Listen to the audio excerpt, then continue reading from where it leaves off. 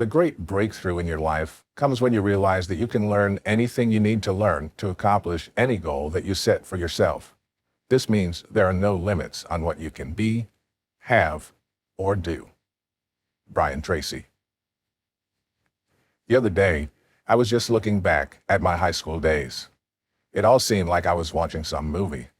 I would consider myself a relatively introverted child since my childhood, though an inquisitive one. While my introverted nature made me sit with myself for hours, the inquisitive part of me kept on thinking why the things were the way they were.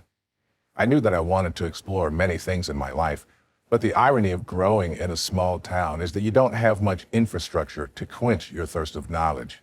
Moreover, since I was born in a lower middle-class family, the opportunity to study in a reasonable school, play in the evening, and sleep with full stomach was luxury for us.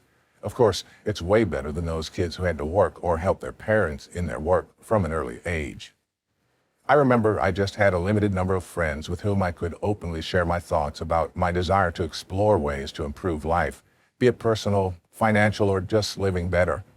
Had there been internet in those days in India, I might have gotten my desire to explore satiated to good extent, but we only had access to random newspapers. As I grew into an adolescent, my quench for exploration made me write inquiry letters to various advertisements for mutual funds, insurance companies, educational institutions, professional development courses, etc. Since these organizations put their postal address in their advertisements for any queries, I used that opportunity to write letters to them inquiring about their products, programs, fee structure, and how I could benefit from their product or services. You might laugh at me, a kid writing letters to mutual funds companies seeking more details about their products when he didn't have a penny to invest. But I was getting responses from those companies. Maybe they didn't want to lose a potential customer, or maybe they'd have just ignored me had they been aware that I was just a curious kid on the other side. Anyway, I was feeling special that such big companies were giving me a response. Also, when frequent letters by post used to arrive home addressed in my name, my siblings were surprised, and also somewhat inspired, to see the sheer volume of newsletters and magazines I have collected over some time.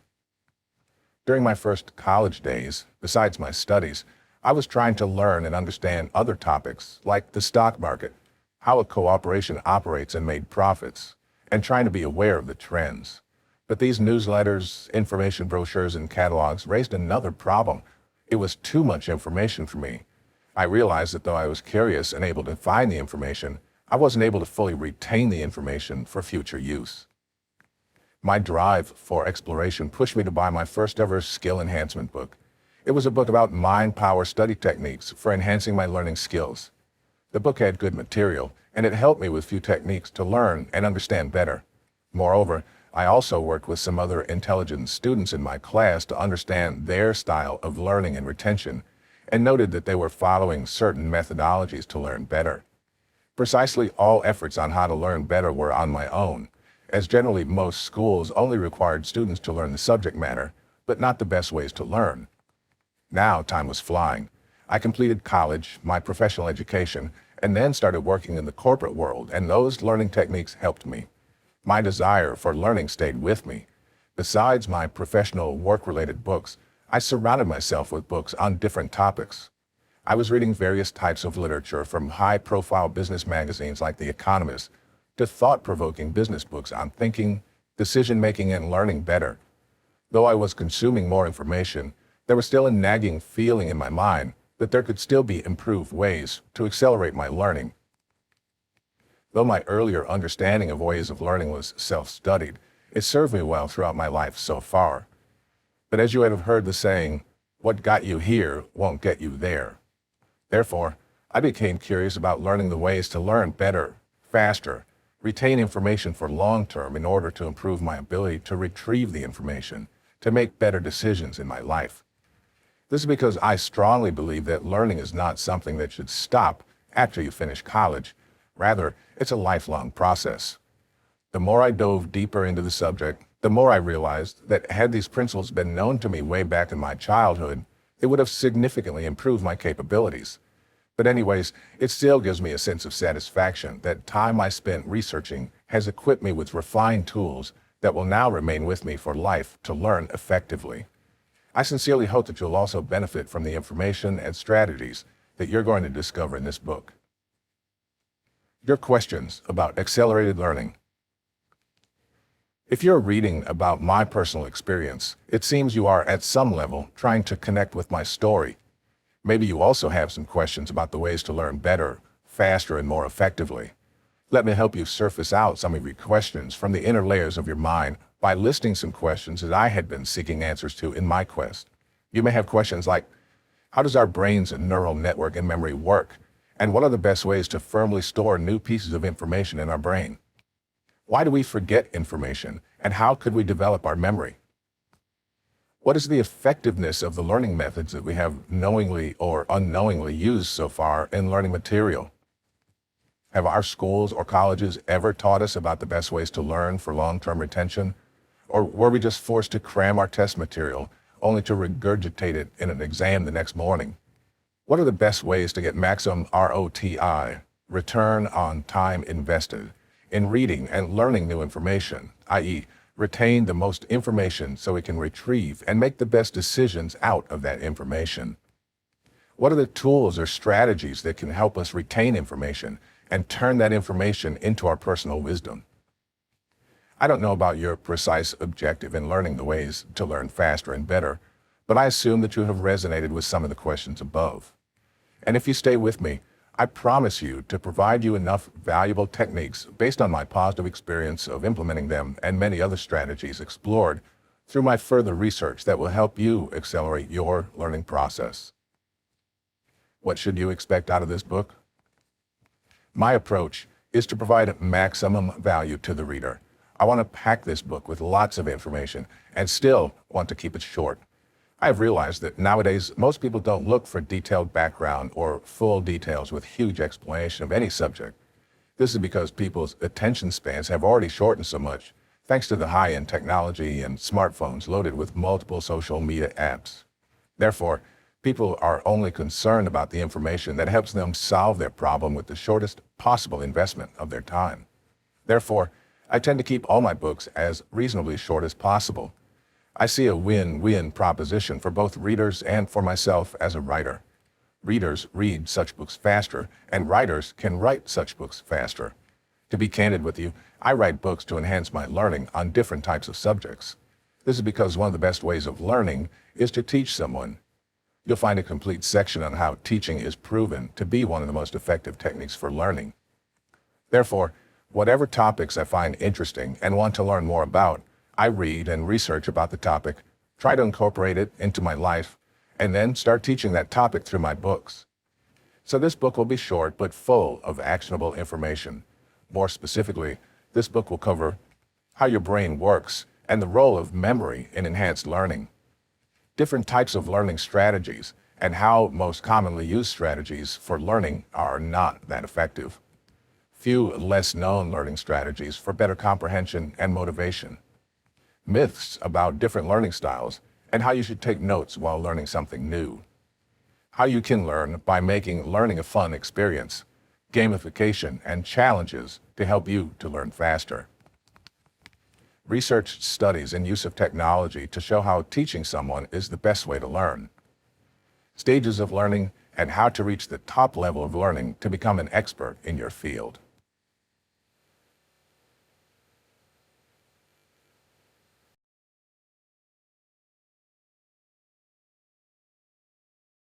How do our brain and memory function?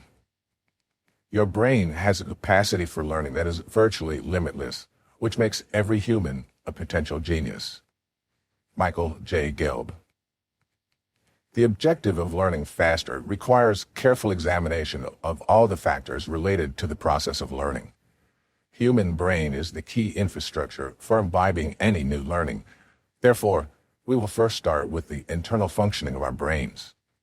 To be precise, learning at a very basic level is a biological function with our brain as the main component to facilitate this. Our brain is an ultra-complex organ.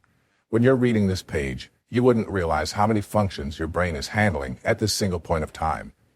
Your brain is instructing your eyes to read the words on this page. Then after reading the images of the words, Your brain is forming connections within itself to derive some meaning out of those words, which will then become your understanding of the concept. Moreover, your brain is not merely occupied in reading this page. While reading, your brain is also doing a lot more functions within you and around you.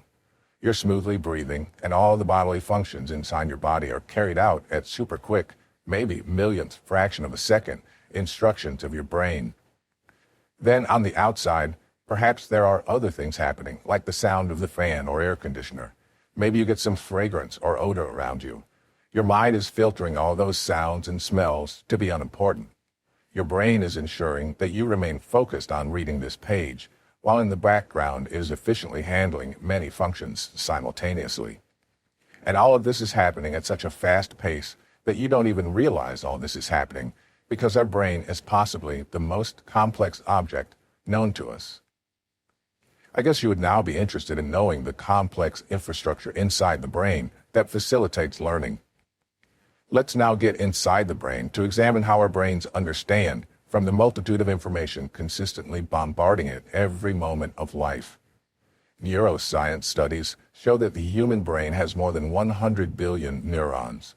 Each neuron has a cell body with two components. One, a single long branch known as axon, and two, multiple shorter branches known as dendrites. One important transaction that happens within the brain is when neurons pass on signals to the other neurons. They do it through touching other neurons, and that junction is called the synapse. Current brain research supports the idea that most learning and development happens in the brain through the strengthening and weakening of these synaptic connections. There is some estimation that each neuron may have anywhere from 1 to 10,000 synaptic connections, and therefore the number of different patterns of possible connections in the brain is about 40 quadrillion, a number that is beyond comprehension of a normal human being. These neurons are the basic functional cells that appear to control learning. They encode, store, and retrieve information, as well as influence all aspects of human behavior.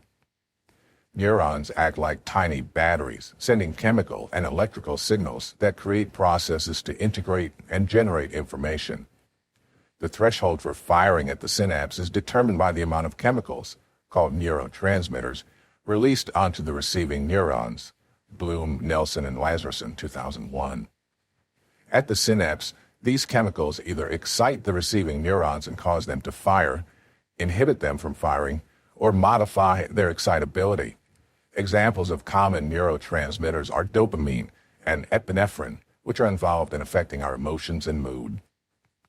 Whenever we learn something new, that information is stored in the brain through connection between different neurons. It is only through practice and repetition that we strengthen the connection between the neurons. In fact, neuroscientists have a cliché: neurons that fire together, wire together. Apparently, all our learning and information occurs through the connection between the neurons. For example, imagine that a neuron that encodes a place and another that encodes an emotion are activated when a wrong experience is felt at this particular place.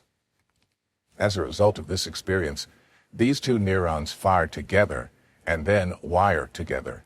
Then, whenever the neurons of this particular place are activated, the emotion is also retrieved. Small networks are connected with other small and large networks to resemble a forest of neuronal networks with tens of thousands of synaptic connections. Therefore, all our deeply held beliefs are nothing but the neuron connection, which we keep on strengthening by repetition of the older thoughts. For any new learning to form in our brains, it is vital that the neurons fire a lot and make numerous synaptic connections, which only happens through consistent repetition and practice. I'm neither a neuroscientist nor a brain expert. The objective of this book is also not to give you some thesis on the anatomy of our brains.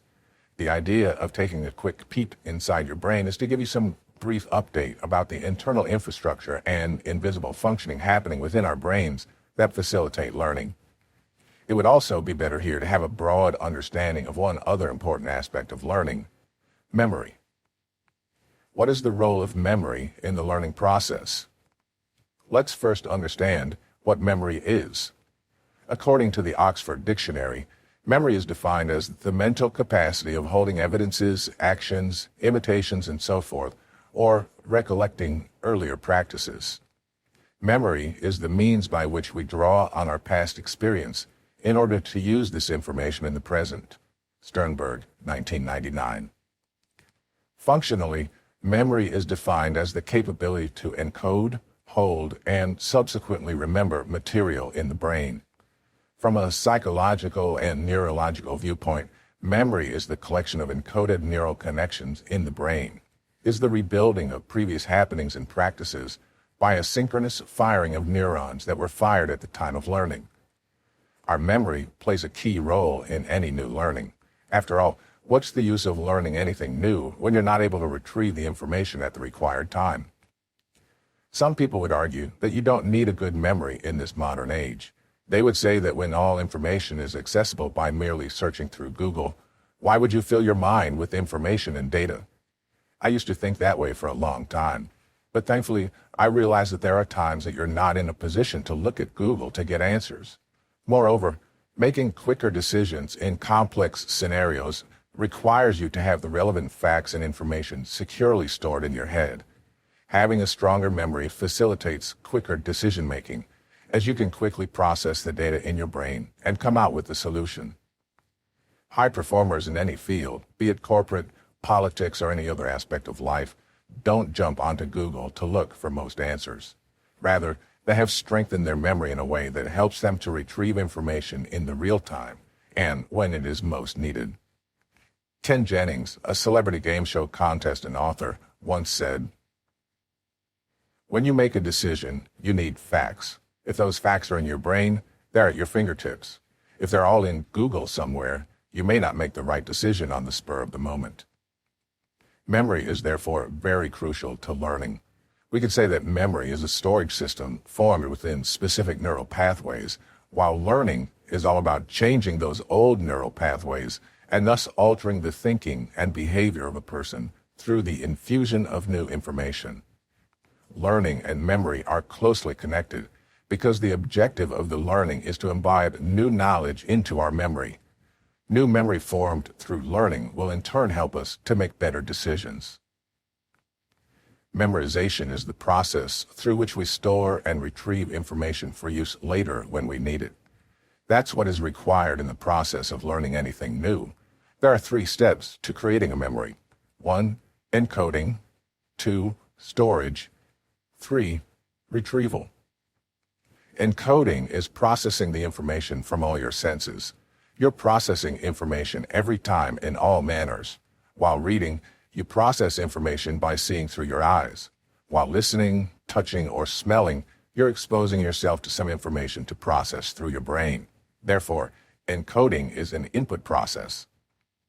Storage is the process of storing the information in the neural pathways of our brains. How much information one can store is dependent upon the efforts that went into encoding and how important the information is. In the coming sections, we will learn about the best ways to encode the information in a way that helps to strengthen the storage of information in our brains. Retrieval is the most important function and objective of our memory. Whenever you need the information, you should be in a position to recall the information and put it to use. And that's the objective of retrieval. Retrieval of information is the output. This section's objective was to briefly outline the basic tenets of learning faster. First, you need to understand the function of your brain. Therefore, we looked at the deeper layers of the brain to understand the operating system of our brains. Secondly, we also discussed the concept of memory, as it is the necessary mechanism to retain any new learning in our brains. In the next sections, we'll talk about the important learning techniques with the pros and cons of each technique and the best ways to retain the information in your brain.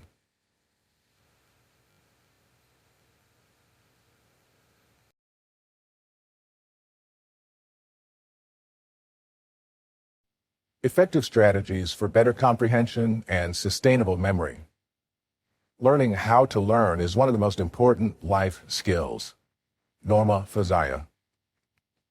Do you recall any specific classes or instructions during your school days where they taught you how to learn effectively and in a way that sustains? I don't remember being taught about the best ways to learn. We were simply given the subject matter to be learned, and we had to figure out intuitively the way to learn. The methods I remember using in the childhood to learn was cramming most of the time, at least for theoretical subjects like history or geography, for examinations. Though this method served the immediate purpose of passing the exams well, but frankly, I don't remember the years in which different battles were fought, nor do I remember which crops were grown where or different species of animals living in the ocean. Maybe that information is not relevant for our day-to-day living. Maybe we're not interested in those subjects, or maybe there was some defect in our learning methods. We will cover various methods in detail in this section. Another way I recall was to learn by just forcing my mind to recall the information through hiding with my hand the answers to the questions that I just read. Most of you would also recollect learning through rereading the information to store the information in your memory. We still do a lot of this now. Some people highlight the sentences in the books that they think are important and worth remembering, with the assumption that highlighted information would stick in their brain. Research proves that it is an ineffective way. More on that later in this section.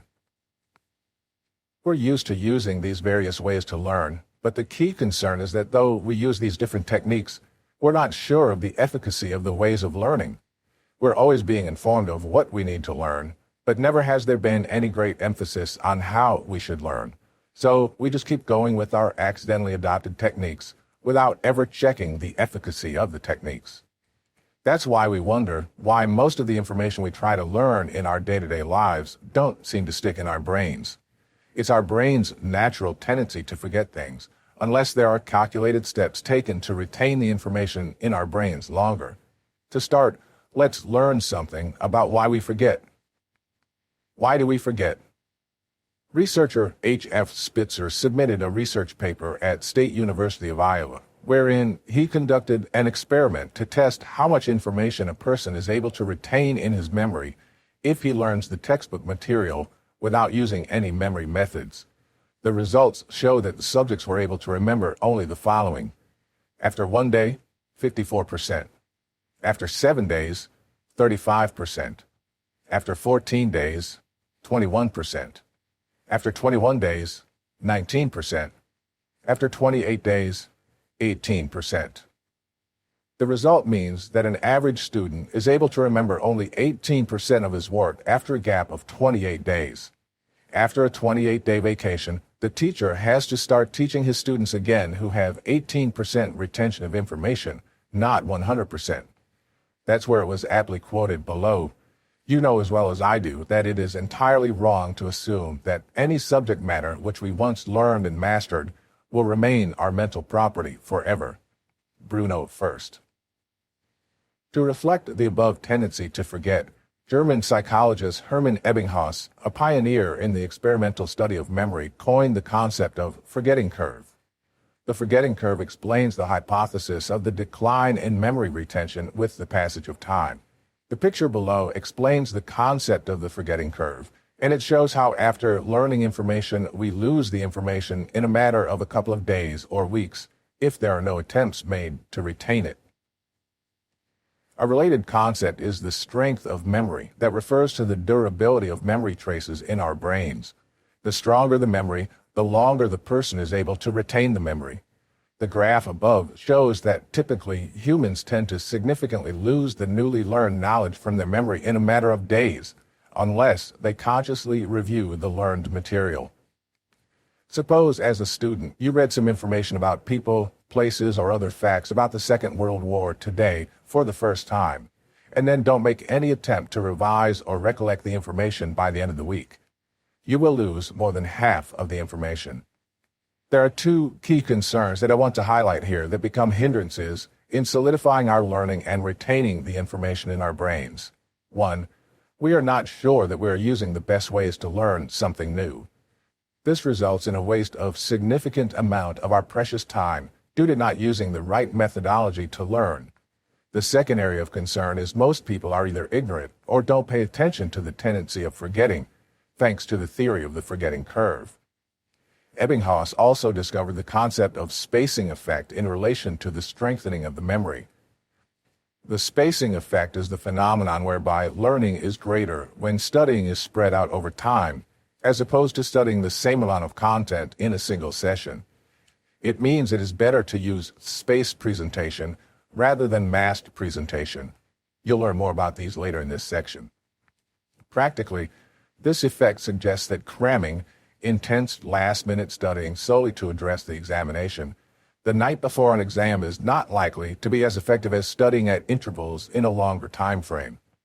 Though you will not see the greater results of spaced repetition in the shorter duration, this has a sustainable effect in retention of information in our memories. The objective of this section is to examine the various study methods that we have used so far commonly in our practice and the efficacy of such methods. We need to learn the methods that will address the problem of the forgetting curve. To put it succinctly, you will examine the methods and then figure out the best ways to learn the new information by the end of this chapter. Thankfully, we don't need to start from scratch to assess the various methods of learning. Psychologist John Dunlosky from Kent State University has already conducted decades of research on different learning techniques to examine the efficacy of various techniques. He and his team of researchers finally concluded that, effectively, there are 10 learning methodologies. Few of them are commonly used, but they are not effective. However, few others are very effective, but are rarely used. Here are the 10 learning techniques examined by Dunlosky for testing their effectiveness. 1. Rereading. 2. Highlighting and underlining. 3. Summarization. 4. Keyword mnemonics. 5. Imagery for text. 6. Practice testing. 7.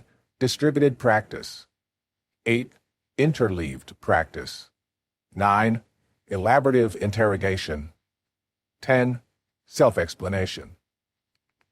Besides the 10 methods above, Dunlosky's team also looked at some computer-driven tutors and other technologies that showed some promise in effective learning. Since these technologies can't be made uniformly available to all the students due to cost constraints, though, these were excluded from the scope of their study. Dunlosky and his team's research revealed some surprising facts about the effectiveness of different methods of learning. It shows that the methods that are most commonly used for learning are not the most effective ways of learning. Yet there are some not so commonly used learning methods that have proven to deliver good results. Dunlosky in his report has divided the 10 methods in 3 different categories as explained below. A. Methods commonly used in learning but ineffective for long-term retention. There are 5 commonly used methods in our education system, or we generally use them when we read something for gaining knowledge, but these are not very effective for learning.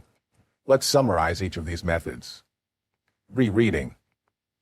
This method involves just reading the same piece of information over and over again, with the assumption that more consumption would equal to more retention.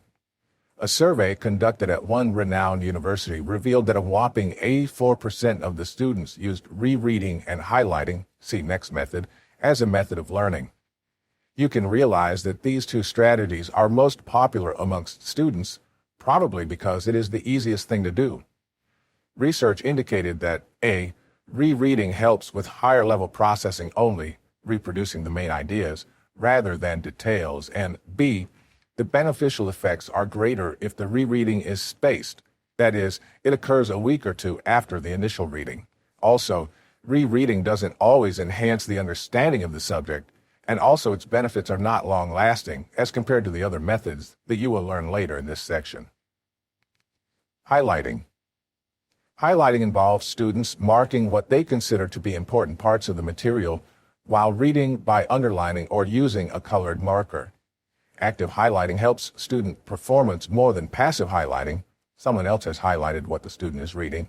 This probably indicates that actively choosing what is important involves extra mental processing that is beneficial. The less text highlighted, the better. The quality of the highlighting matters, meaning that students first actively assess the importance of information and then only highlighted rather than just read and highlighted every second sentence of the book. Highlighting may appear to be effective because you apply additional emphasis on the highlighted portion, but there's a study that showed that highlighting as a method of learning didn't help. Rather, it was counterproductive. The study showed that the group of students who highlighted the text and then revised the text at a later stage performed the worst in terms of recalling the information, as compared to the other group who reviewed the clean text. Dunlosky concluded that highlighting is merely a starting point in learning, and therefore it needs to be accompanied by more effective studying methods. Summarization. In this learning technique, the students are required to summarize what they have learned about a subject. The central point of this technique is that you should be able to write down in shortest form the central idea of the information you just learned, while disregarding the unimportant information. Though this technique is useful, the limitation of this technique is that it requires teaching the students how to summarize to enhance learning and retention. One study showed that the students who were given the required coaching on the best ways to summarize the reading material were able to recall the information as compared to the others who were not given the coaching. Therefore, the extensive training requirement under this approach makes this method less feasible. This extensive training requirement to develop summarization skills would in itself make it a new subject. So the teachers who already feel overwhelmed with the learning material would be least motivated to adopt this learning method. Moreover, the younger students may find it difficult to write high-quality summaries and therefore not get the full benefit by this method. Keyword mnemonics. Do you remember the way kids are taught to learn the types of stars by remembering, "Oh, be a fine girl or guy, kiss me"? Here, the first letter of each word indicates the type of star in the sky. For example, O is for O-class stars, the hottest ones. B stands for B-class stars, the bluish ones. These are called keyword mnemonics. The benefit of mnemonics is that you remember some easy-to-remember keywords as a sentence that supports your ability to remember the otherwise difficult information. The more interesting you make the keywords, the better are your chances of remembering them. Kissing a girl or guy is obviously an interesting one and easy to remember. Similarly, I recall using Bibgior as a keyword mnemonics to remember the different colors of the rainbow, namely violet, indigo, blue, green, yellow, orange, and red. But this method has a limitation because you can't have mnemonics for everything you need to learn. It also requires dedicating specific time for different concepts to be learned. If given a huge amount of learning material, it would not be feasible to develop mnemonics for everything. Imagery for text. There is another way similar to the previous method in which the learner uses imagery to remember particular information or details. For example, if you have to recollect a cockroach bigger than the size of an elephant to highlight the disease that a cockroach can cause by spreading the germs from unhygienic places to your house, it will be an imagery for learning about the precautions to be taken against the diseases that can spread due to cockroaches. Our right brains understands imagery better, just as our left brains loves logic, so the use of imagery may help both sides of the brain. Research has shown that the benefits of imagery are short-lived. This strategy is not feasible to be used widely. Younger students may find difficulty in acquiring images for complex learning material. Moreover, most of the content to be learned in the school is not image-friendly. B. Learning strategies proven to be effective. As you read above, and probably have experienced already, a few of the above methods are popular, but not very effective as per Dunlosky's research. They are often used because they are easy, but their efficacy in building long-term learning and memory is proven by research to be not very effective. As the learning methods listed above are not effective, it's not worth spending any more time on them. Now, let's talk about the other spectrum of Dunlosky's study to understand the other strategies for learning effectively. Practice testing. Building muscles requires you to stress them out by exercising. Long-term learning is not very different. Your brain is also a muscle, and therefore it also needs challenges for its growth. Practice testing is something that works as a stress for your brain muscles, and therefore it is useful for long-term retention of information. Practice testing means formative assessment, procedures conducted by teachers during the learning process in order to modify teaching and learning activities to improve student retention, typically done outside of class and for which students receive at least right-wrong feedback. Ideally guided feedback about what they did wrong, but often they're left to figure this out on their own or from peers. It includes any kind of testing students engage in on their own, including, but not limited to, actual or virtual flashcards, practice problems, questions at the end of textbook chapters, and online practice tests and supporting materials provided by textbook publishers. Practically speaking, unless we are forced to take some exam, we don't offer ourselves to test our retention of information that we learned over a period of time. Once we are out of college, or finished with our academic or professional qualifications, we rarely subject ourselves to any testing. But Dunlosky suggests this approach as one of the best learning techniques for deepening our knowledge about any subject. Most people wouldn't wish to put themselves in the situation of examination again after they have come out of formal education. Obviously, nobody wants to go through those phases of anxiety and stress due to high stakes involved in examinations. But limiting the scope of practice testing to only formal examinations is such a limited application of this great learning strategy, researchers say. One study conducted at University of Illinois in 1909, and many studies thereafter, showed that if students are required to use their memory recall skills after learning, that gives much better results than by merely rereading or highlighting the text. If a student simply keeps on reading something again and again, this is not going to yield much better results. However, if the student, after reading something, hides the learning material portion with his hand and tries to recall the same information from his or her memory, this will positively boost long-term learning. The use of the practice test technique before a final examination does the job of retrieval of information. Merely feeding the information in your head by rereading is not an active utilization of your brain's faculties. Getting your brain to work by recalling the information that you just consumed is something that is called active participation in learning. The information learned through recalling from memory deepens the learning. The use of flashcards in learning is one of the ways to do practice testing. The flashcard showing all the questions on the front and the right answer on the back of it can be used for practice testing. The idea here is that until you can recall the information required to answer the questions stated on the flashcard, you will have to put the flashcard back in the stack.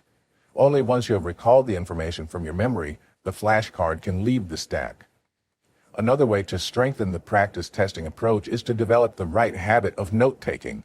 While learning, you must take appropriate notes. You may also assign different symbols for different ideas in your notes. Just to give you a personal example of the usage of different symbols, I used to put symbols like a $sign in the margins of my textbooks for concepts talking about the differences between two things, or a triangle or a star to refer to different ideas in the notes. Appropriate ways of note-taking helps during your practice test or memory recall process by providing additional support to form new learning neural pathways for storage of the information. We have a complete section on note-taking later in the book that will help you understand the best ways to learn. Distributed practice. The most popular way to study is studying everything together in one long stretch before your exam or test. Students generally spend one full night reading or refreshing all the information in one sitting. This process is known as massed practice because you have dedicated a longer time period for studying something. The other approach is to dedicate lesser amount of time every evening spread over a few days prior to the examination, which time would be equivalent to the total amount being spent in one sitting. This approach is called distributed practice of learning. It is about spreading practice or study activities over time rather than cramming near the exam deadline. Let's try to understand distributed practice by one example. Take a simple example of a first grader who is preparing for a spelling test. Now, there could be two approaches to it. One, she reads the spelling of the single word and practices to learn the spelling by writing the spelling of this word several times below that word. After that, she moves on to the next word and then practices writing that word several times again. She follows this approach to remember the spelling of many words by this approach. The student here is following a massed practice. There is another approach for preparing for this spelling test as well. Now, the student will read the spelling of a word, write this under the word, and then immediately move to reading the spelling of a next word and practice that. She goes on to do that until she finishes all the words.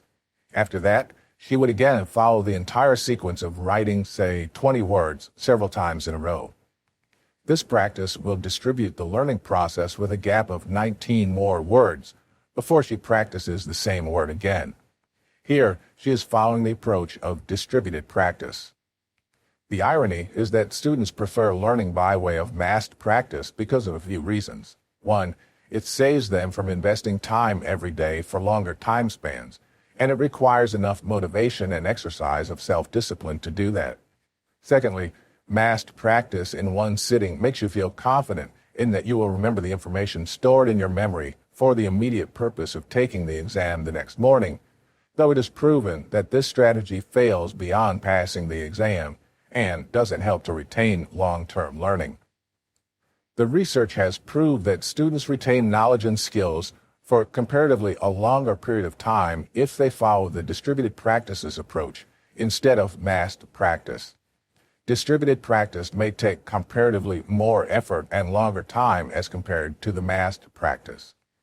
Dunlosky gives some examples where we are not conscious of following the distributed practice approach to ensure longer-term learning. For example, if you wish to learn dancing, you don't do massed practice, i.e., you don't practice all types of dancing steps in one go. Rather, you practice for many days or weeks to learn different dancing steps every evening. However, you don't follow this dance learning analogy in preparation for the examination. Because most students try to defer the studying until the day before the examination, and when you come to know that tomorrow is examination, then there is no other option left except cramming. There is no scope of distributed practice because it requires prior planning and self-discipline to do the distributed practice. Distributed practice requires forming the right set of habits and exercise of enough discipline on the part of the learner. I've written another book entitled The Power of Self-Discipline, which you might find useful if you are willing to learn effective techniques for developing self-discipline for implementation of learning techniques. C. Learning strategies without enough evidence, but still showing strong promises. Interleaved practice. This method of learning is a next-level approach as compared to the distributed practice. Interleaved practice involves mixing different kinds of problems or study material within a single study session. The conventional approach is to learn all aspects of one concept, solve practice problems or activities applying that concept, and then move on to the next one in a linear fashion. Under this approach also, similar to the distributed practice, you don't do the repetition of one particular concept in massed manner. Rather, you put the gaps in a way that after practicing one type of learning material, you switch to another type of learning material for practicing. Therefore, the broader learning approach under interleaved practice is similar to the distributed practice. However, there is one key difference. While in distributed practice, you practice different concepts in a row, but the topic of different material is similar in nature, in interleaved practice, you choose altogether different material for practicing. Take an example of the subject of mathematics. In the massed practice approach, the students will pick up the addition-related problems and practice them in a row, and then they move to subtraction, multiplication, or division problems. However, in interleaved practice, the students will practice one question of addition-related problems, then they will pick subtraction as the next problem, then multiplication, and so on. Interleaved practice will involve solving one problem for each type, i.e., addition, subtraction, multiplication, and division, before solving a new problem for each type. In a 2006 study, Doug Rohrer and Kelly Taylor, researchers from University of South Florida, experimented to measure the efficacy of interleaved practice versus massed practice. In the experiment, students were required to undergo 2 practice tests before they could go to the final examination. The students were divided in 2 different groups. One group was asked to solve the problem related to one type of solid, say a wedge, and they were given 4 different versions of the same type of solid for practicing. Then they were given a different type of problem for which they had to solve 4 versions of the problem. You have already guessed that this was the example of massed practice.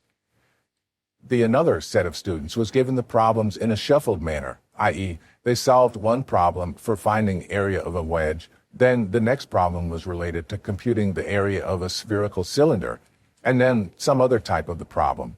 In a way, they never practice the same type of problem in a row, unlike the first group of students.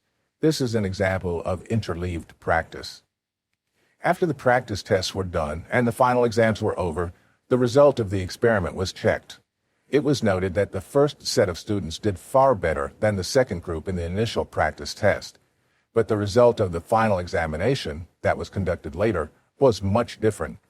The students who did interleaved practice fared 3 times better than the students who did massed practice.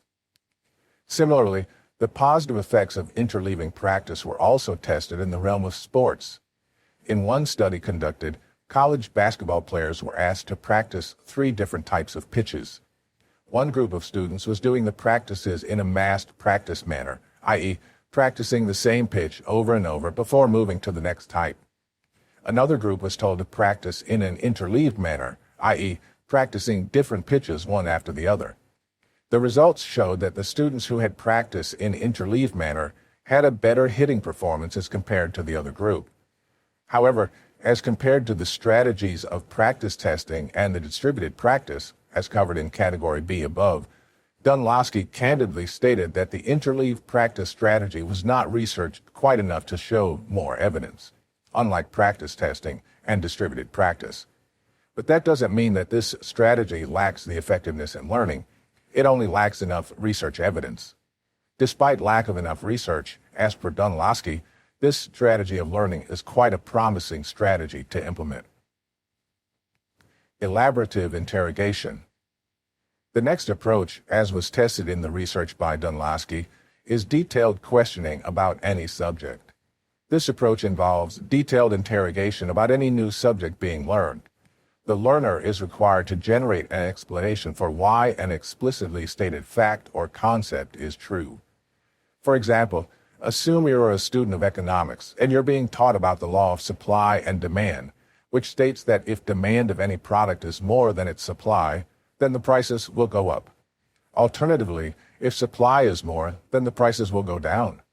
Under the elaborative interrogation methodology, the student will do a further interrogation about the rationale behind this law of economics. Now, the student would try to explain why this fact is true. She would test this principle by testing it with some real-life situation. The student might think that since less rain is caused by a bad monsoon in a particular year, the grain crops would be less in supply and there would be more people who would need the grains. Since there's a shortage, people will be willing to pay more money to get the grain for their household usage. You see, if the student understands the underlying reasons through elaborative interrogation, then she would understand this concept from a long-term learning perspective. Self-explanation. Under the approach of self-explanation, the student will try to explain how this new piece of information is related to the information she already knows. Like the approach of elaborative interrogation, this self-explanation also takes the form of asking yourself to question yourself. Self-explanation involves students to communicate in their own words how new information is related to known information, or explaining steps taken during the problem solving. It enhances learning by helping integrate new information with pre-existing knowledge. For example, if you want to learn about the law of Earth's gravity, you would try to ask yourself some questions and then try to answer them. You will ask what will happen if there is no gravity. Then you will realize that this will be a catastrophic situation. You will analyze that Earth is simply one big sphere in the universe that rotates around the sun in one solar system, and that there are numerous such solar systems in the world. If there is no gravitational force, then how will the thing remain affixed to the Earth? What will hold the water in the big ocean? Then you will realize that if there is no force of gravity, there can't be any life on the Earth, because no living being will be able to stay on the Earth. There will be no living organisms in the sea, as water can't be held by the ocean. This whole self-explanation tells you about the law of gravity from a lifetime learning perspective. The reason why the strategies above work for longer-term retention is because this involves active processing of the content to understand it and assimilate with the prior knowledge of the student. To conclude, the last 3 strategies, i.e., interleaved practice, interrogation, and self-explanation, show enough promise to deliver the results, but due to lack of enough research material to substantiate the effectiveness of them, it could be put at par with the other two proven strategies, i.e., practice testing and distributive practice. If you are learning as a student to pass certain exams, or you are generally learning something new, like a new language or a music skill, etc., you better have researched learning strategies now that you can put them to use. Now let's move to the next chapter, where we will explore some more learning techniques that can be used in any area of life apart from studying.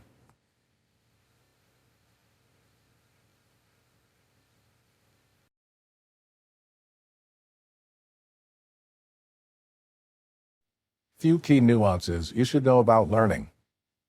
Learning is not attained by chance. It must be sought for with ardor and diligence. Abigail Adams. Real knowledge versus pretend knowledge. Each of us is striving to learn the best possible ways that serves to improve our lives. Our objective is to gain deep, real knowledge and not merely surface-level knowledge. After all, the objective of learning anything new is to imbibe the new knowledge deeply within our brains and to transform that into our personal wisdom. That in turn helps us to make better decisions, and ultimately, seemingly small decisions impact the quality of your life. The quality of your life depends on the quality of decisions you choose to make. As Tony Robbins once rightly said, it is in your moments of decision that your destiny is shaped. Therefore, how to make better decisions boils down to gaining real knowledge and not merely gaining surface-level information. The objective of gaining knowledge shouldn't be to show off your use of heavy jargon. Rather, you want to gain real and deep knowledge to help you take better decisions in your life. I recently came across something interesting about the difference between real knowledge versus pretend knowledge, and a story told by Charlie Munger, the billionaire partner of Warren Buffett, at a commencement to USC Law School in 2007, explains this difference very well in below words. I frequently tell the apocryphal story about how Max Planck, after he won the Nobel Prize, went around Germany giving the same standard lecture on the new quantum mechanics. Over time, his chauffeur memorized the lecture and said, "Would you mind, Professor Planck, because it's so boring to stay in our routine, if I gave the lecture in Munich and you just sat in front wearing my chauffeur's hat?" Planck said, "Why not?" And the chauffeur got up and gave his long lecture on quantum mechanics, after which a physics professor stood up and asked a perfectly ghastly question. The speaker said, "Well, I'm surprised that in an advanced city like Munich I get such an elementary question. I'm going to ask my chauffeur to reply." Everyone would be amazed with the presence of mind this chauffeur displayed through his quick-wittedness to handle the situation. But the moot point here is to distinguish between real knowledge and pretend knowledge. This chauffeur didn't make efforts to get the deep and real knowledge. Rather, it was all pretend knowledge. Apply Feynman's technique for gaining real knowledge. Richard Feynman, an American physicist and a Nobel laureate, explained the difference between real knowledge and pretend knowledge in the words below. In this world, we have two kinds of knowledge. One is Planck knowledge, the people who really know. They've paid the dues. They have the aptitude. And then we've got chauffeur knowledge. They've learned the talk. They may have a big head of hair. They may have fine temper in their voice. They'll make a hell of an impression. Therefore, he devised one simple technique that helps you to gain real knowledge of any subject, instead of merely filling you with some surface-level knowledge.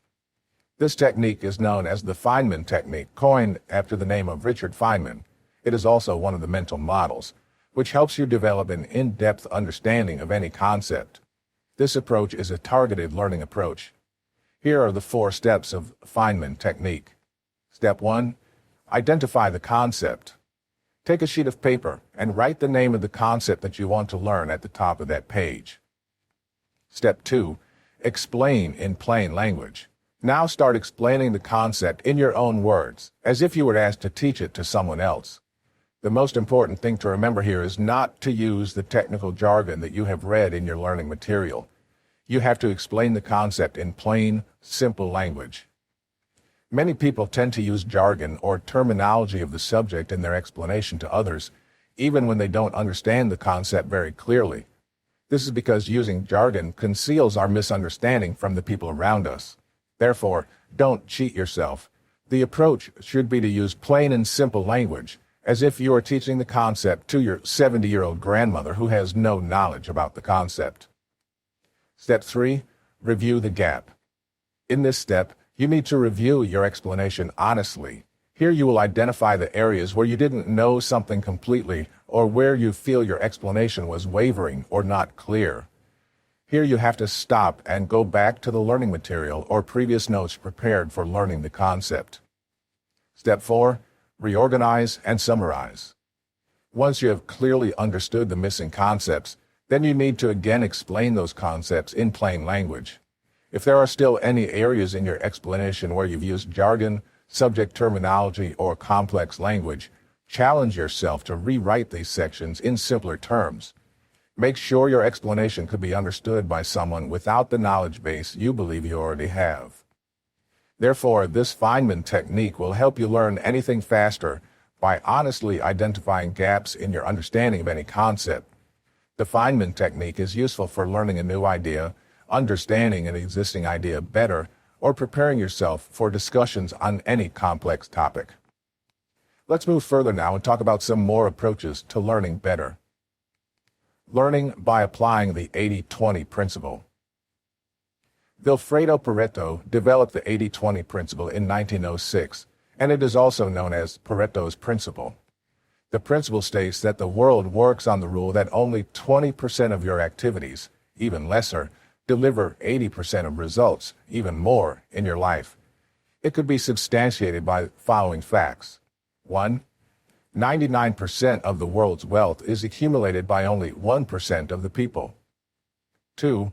80% or more of every business's turnover or profits are contributed by only 20% or fewer of its customers. 3. If you satisfy 20% of the people in your life with your work, that will give you an 80% assurance of the perfect working life. This rule is applied in so many fields and in its simplest form basically states that you get 80% of the results from 20% of the work. The percentage under this rule is not abstract, and it cannot be applied in absolute terms in every field, but the principle remains that a very small percentage of things attribute to a substantial percentage of results. In learning any new language also, the concept of 80-20 exists. In any language, it is a small percentage of vocabulary that serves most of the comprehension and understanding requirement for that language. Tim Ferriss, in one of his books, states that 95% proficiency with conversational Spanish equals 2,500 words equals you can learn in 5 months.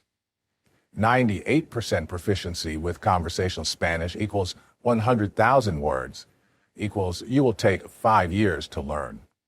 It means that just 2,500 words, that is just 2.5% of even not the complete Spanish language, gives you 95% proficiency in speaking, and you can achieve this massive proficiency in just 5 months of practice. If you just want 80% proficiency, maybe 2 to 3 months learning is sufficient. But Tim Ferriss states that the real trick is finding that 2.5% of any specific language. If you are more serious about learning a particular language, you need to follow Benny Lewis, who was interviewed by Tim Ferriss. Benny Lewis, founder of a blog Fluent in 3 Months and who speaks multiple languages like Spanish, French, German, Italian, Dutch, to list a few, has explained his way of learning multiple language in this interesting TED Talk. Do watch this video, as this guy is hilarious when he speaks so many different languages with such an ease. He explains the principles how he has learned so many languages following the principles of 80-20 by focusing on the most important vocabulary of any language to learn any new language. Moreover, not only language, but any aspect of learning involves 80-20 principle. In my practice of corporate law in past, it was not that the whole corporate law statute matter. Rather, it was only a limited number of provisions that are considered most important from any merger, acquisition, or investment deals perspective. The acquiring entity is most concerned about the legal provisions related to acquiring controlling stake, exercising of voting powers in key business decisions, the right to terminate and exit out of the contract in the event of default or happening of certain contingencies. As a lawyer, If one has mastered the skill in relation to those limited provisions at a deeper level, he or she would be in a position to handle any complex transaction with even lesser knowledge on the other aspects of the corporate transactions, thanks to the applicability of 80-20 principle here. Whatever area of learning you may choose, if you want to progress faster in that area, put your energy and efforts in learning the key 20% part of the skill, which gives you 80% of the results. This will help you see results faster, and you will feel motivated to learn the skills faster. Now let's understand how learning is done through association of connected information and in isolation in the next approach based on human psychology. Associative learning approach. Let's do a quick experiment to understand the concept of associative learning. Sit back and close your eyes. Relax, and you have to get ready to recall some specific details. Imagine your father's right eyebrow. Not his left eyebrow, not his eyes, not his forehead, just his left eyebrow. You must be finding it hard to just recall only one specific body part. When you try to envision your father's eyebrow, you see his eyes, cheeks, forehead, nose, chin, his whole face. Why is it so difficult to recall just his eyebrow? Associative learning is a learning principle that states that ideas and experiences reinforce each other and can be mentally linked to one another. In a nutshell, it means our brains were not designed to recall information in isolation. Instead, we group information together into one associative memory. Associative learning is a theory that states that ideas reinforce each other and can be linked to one another. That's why it is difficult to recall just one eyebrow without seeing the whole face. Associative learning can be a powerful classroom management and teaching tool. It can be used to help students connect with information more deeply and recall that information. There are two types of associative learning: classical conditioning, such as in Pavlov's dog, explained below, and operant conditioning, or the use of reinforcement through rewards and punishments. A. Classical conditioning. Stimuli versus response. Classical conditioning is a concept based on the premise that learning occurs when you learn something based on a new stimulus. The most famous example is by a Russian psychologist, Ivan Pavlov's use of dogs to demonstrate that a stimulus, such as the ringing of a bell, leads to a reward or food. It involves the use of a stimulus, such as the bell in Pavlov's experiments with the dogs, that is paired with a reward, resulting in salivation by the dogs in the expectation of receiving food. Here's how it started. The people who fed Pavlov's dogs wore lab coats. Pavlov noticed that the dogs began to drool whenever they saw lab coats, even if there was no food in sight. Pavlov wondered why the dogs salivated at lab coats and not just at food. Then Pavlov thought to conduct this experiment with the dogs. He, in the first step, fed his dogs with meat powder, which naturally made the dogs salivate. Salivating is a reflexive response to the meat powder. At this stage, meat powder is the unconditioned stimulus, US, and the salivation is the unconditioned response, UR. The experiment went on further with a slight change in approach. Now Pavlov rang a bell before presenting the meat powder. The first time Pavlov rang the bell, the neutral stimulus, the dogs did not salivate, but once he put the meat powder in their mouths, they began to salivate. After numerous pairings of bell and food, the dogs learned that the bell signaled that food was about to come and began to salivate when they heard the bell. Once this occurred, the bell became the conditioned stimulus, CS, and the salivation to the bell became the conditioned response, CR. Over repeated trials, the conditioned stimulus causes learning. On the other hand, repeated number of instances without offering the reward leads to extinction of the behavior. When the conditioned stimulus, the ringing of the bell, happens before the reward, the person or the animal has time to figure out that the bell ringing means something and learn or form an association. Not merely on animals, later on this classical conditioning experiment was also done on humans too by two scientists, namely J.B. Watson and Rayner, though it was somewhat unethical. A 9-month-old boy, Albert, was tested for this experiment. He was shown a white rat at some intervals, but every time the rat was shown to him, they made a loud song along with it. With that, Albert got frightened upon the sight of white rat, as he started to associate the white rat with loud noise, even if at later times there was no loud noise made upon showing the white rat. The experiment was known as Little Albert's experiment, proved the relevance of associative learning amongst humans as well. B. Operant conditioning, negative reinforcement. Another form of associative learning was experimented by psychologist B.F. Skinner, known as operant conditioning. This concept involves the use of a schedule of reinforcements or rewards and punishments until the behavior is learned. For instance, if the dog were to hear the bell and step on a lever, it would receive the dog biscuit, the reward. Alternatively, if the dog were to step on the lever when the bell doesn't ring and receive a shock, a positive punishment, that would shape a behavior in the opposite direction. A negative punishment, by contrast, would be to take away something, such as a biscuit if the dog barks. There are several differences between classical and operant conditioning. While the basic feature of operant conditioning is reinforcement, classical conditioning relies more on association between stimuli and responses. A second distinction is that much of operant conditioning is based on voluntary behavior, while classical conditioning often involves involuntary reflexive behavior. By learning these principles, you can associate your learning with some stimuli or induce some reinforcement by way of punishments. For example, impressing your friend with your new language skills can be a real stimulant for you to learn better. Now you know that if you learn better, you get a reward. To impress him or her, or to get the chance to spend time with him or her to teach something that you learned. Take another example. Your boss or your teacher happens to behave very badly if you reach your office or school late, even by a minute. Now, to avoid spoiling your day with bad behavior, you would train your mind to reach the place 10 minutes before, also taking into account the traffic or other exigencies that might come in the way. Learn anything in 20 hours. I was quite intrigued when I first listened to Josh Kaufman, author of The First 20 Hours, How to Learn Anything Fast, in his TED Talk about how you can learn anything in 20 hours.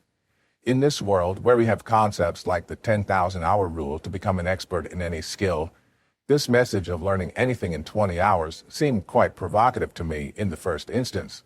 Therefore, I was curious to understand this concept better.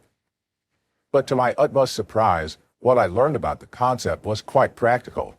Josh explained that there's a difference between becoming an expert in something versus becoming good in something.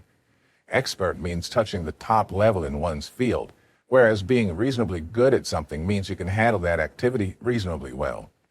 The idea is to learn enough that transforms you from being grossly incompetent to reasonably good at something. Take an example.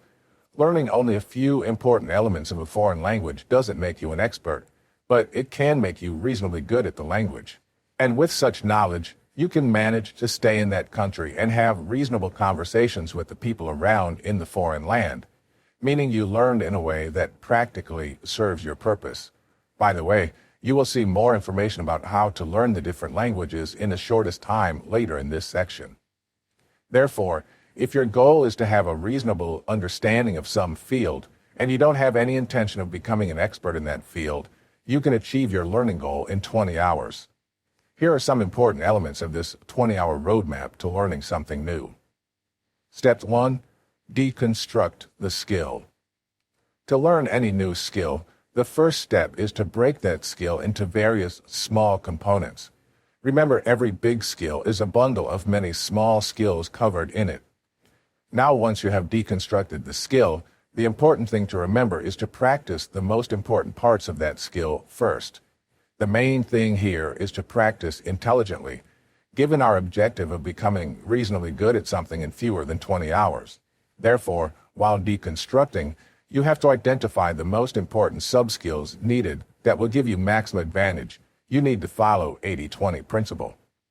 To give you an example of my self-publishing business, this involves quite a few skills.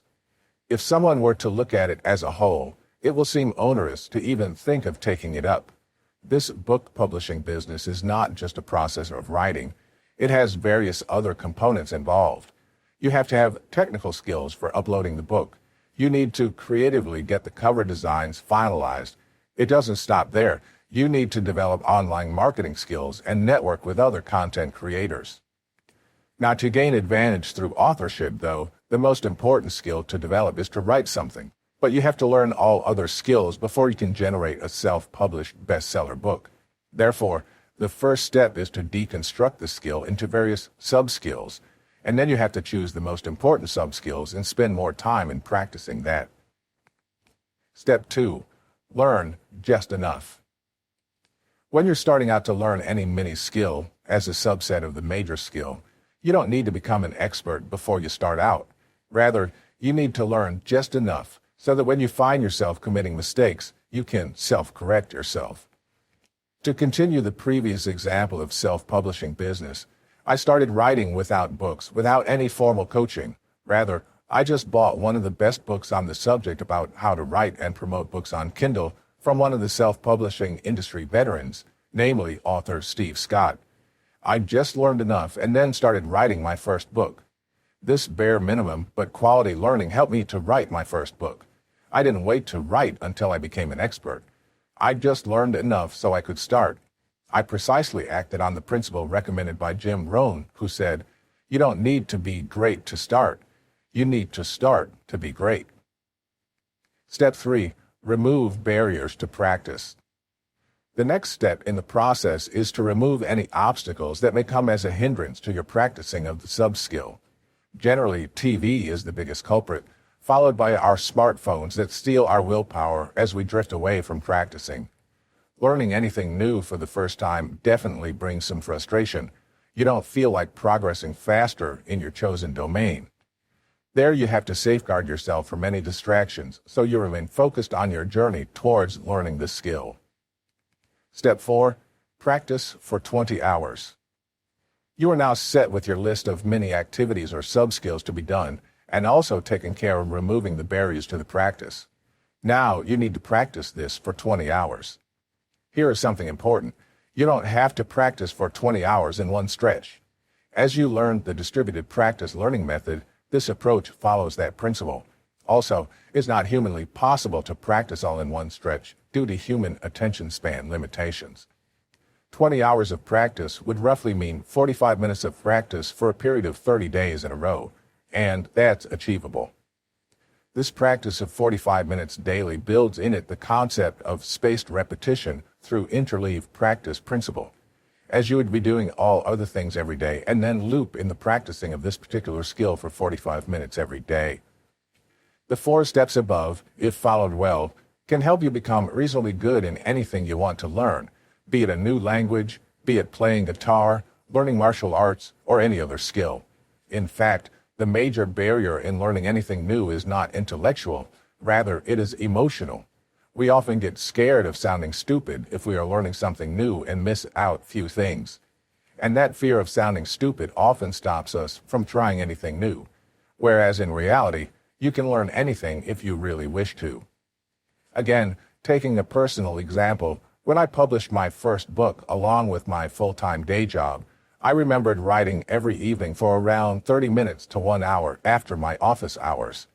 This daily practice of writing 1,000 words every evening gave me a reward of a 25,000-word book in a period of 5 to 6 weeks, from start to end, edited with cover design and ready to publish. That's the power of repeated practice. I know 20 hours to learn anything new seems very little, but this approach of spreading 20 hours in 30 even days is based on the principles on which our brain's neural network and memory works, as evidenced by the studies on distributed practice and interleaved practice. As stated earlier, this approach doesn't target to make you an expert, which we will cover in the later section of the book, but you will get rid of your false inner excuses and get comfortable with trying anything new, be it learning some musical instrument or practicing any foreign language or any other thing. Now let's move to the next section of the book to talk about different learning styles and interesting findings about the concept.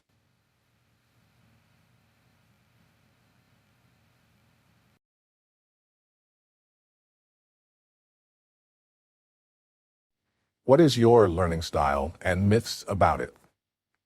Tell me and I forget. Teach me and I may remember.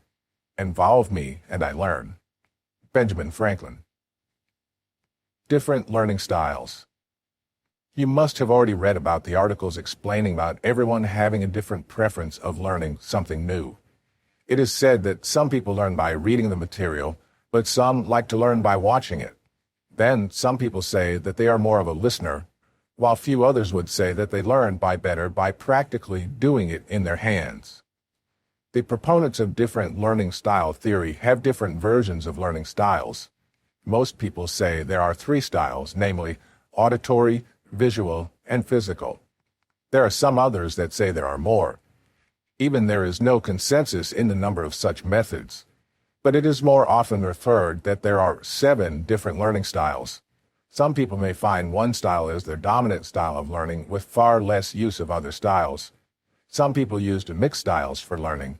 There is no right or wrong style, and also no one has a fixed learning style for life that can't be changed. But why is this idea of different learning styles so popular in the first place? It is because parents tend to think that their children are being taught an education specific to their child's learning style. Similarly, teachers also start to believe that they are more sensible towards the needs of children to help them learn in the best possible way, as most suitable to them. Now, there are different schools of thoughts about the efficacy of different styles in the process of learning. We will come to that, but before that, let's have a quick look at these various styles and what does it mean to learn by a specific style. There are 7 different learning styles as stated below. Visual, spatial, optical. In this style, you prefer using pictures, images, and spatial understanding. Oral, auditory senses, musical. Oral style means sound and music is your preferred way of learning in this style. Verbal, linguistic. You like to learn primarily by using words, both in speech and writing, if you have verbal learning style. Physical, kinesthetic. Under this style, you prefer to learn by using your body, hands, and sense of touch. Logical, mathematical. Using logic, reasoning, pattern detection, and systems are the main drivers for learning in this style. You learn by way of idea diagrams, process maps, etc. Social, interpersonal. This is generally a preferred way for people who are extroverted in nature. Here, you enjoy learning in groups or with other people. You learn best when brainstorming with others, bouncing ideas off each other, proposing and polishing ideas. You need others to give you feedback. Solitary, intrapersonal. For those loving solitude and enjoy their own company, this is their preferred mode of learning. Here, you prefer to work alone and use self-study. Brain parts and learning style. There is something unique about this learning style. Brain science has found that each learning style uses different parts of the brain. Researchers using brain imaging technologies have been able to find out the key areas of the brain responsible for each learning style. You will understand this better by looking at the image and the explanation below. Visual. The occipital lobes at the back of the brain manages the visual sense. Both the occipital and parietal lobes manage spatial orientation. Oral. The temporal lobes handle oral content. The right temporal lobe is especially important for music. Verbal. The temporal and frontal lobes, especially 2 specialized regions called Broca's and Wernicke's areas in the left hemisphere of the 2 lobes, are responsible for verbal style of learning. Physical. The cerebellum and the motor cortex at the back of the frontal lobe handle much of our physical movement. Logical. The parietal lobes, especially the left side, drive our logical thinking. Social. The front and temporal lobes handle much of our social activities. Solitary. The frontal and parietal lobes and the limbic system are also active with this style. Of course, you may say that you love a particular way of learning as compared to others. I personally think that reading, i.e. verbal, and listening are my most preferred ways of learning. I don't feel like learning through visuals or videos much, maybe due to the reasons that you have to be stationed at one place while watching videos, as compared to listening that you can do while moving around places, walking, jogging, exercising, or even washing dishes. Yes, everyone has different preferences for learning. Now, let's come to the question, is there any scientific evidence that distinguishes that any particular method is more effective compared to other methods? Answer is no. There is no research out there that shows that one method of learning is superior than another.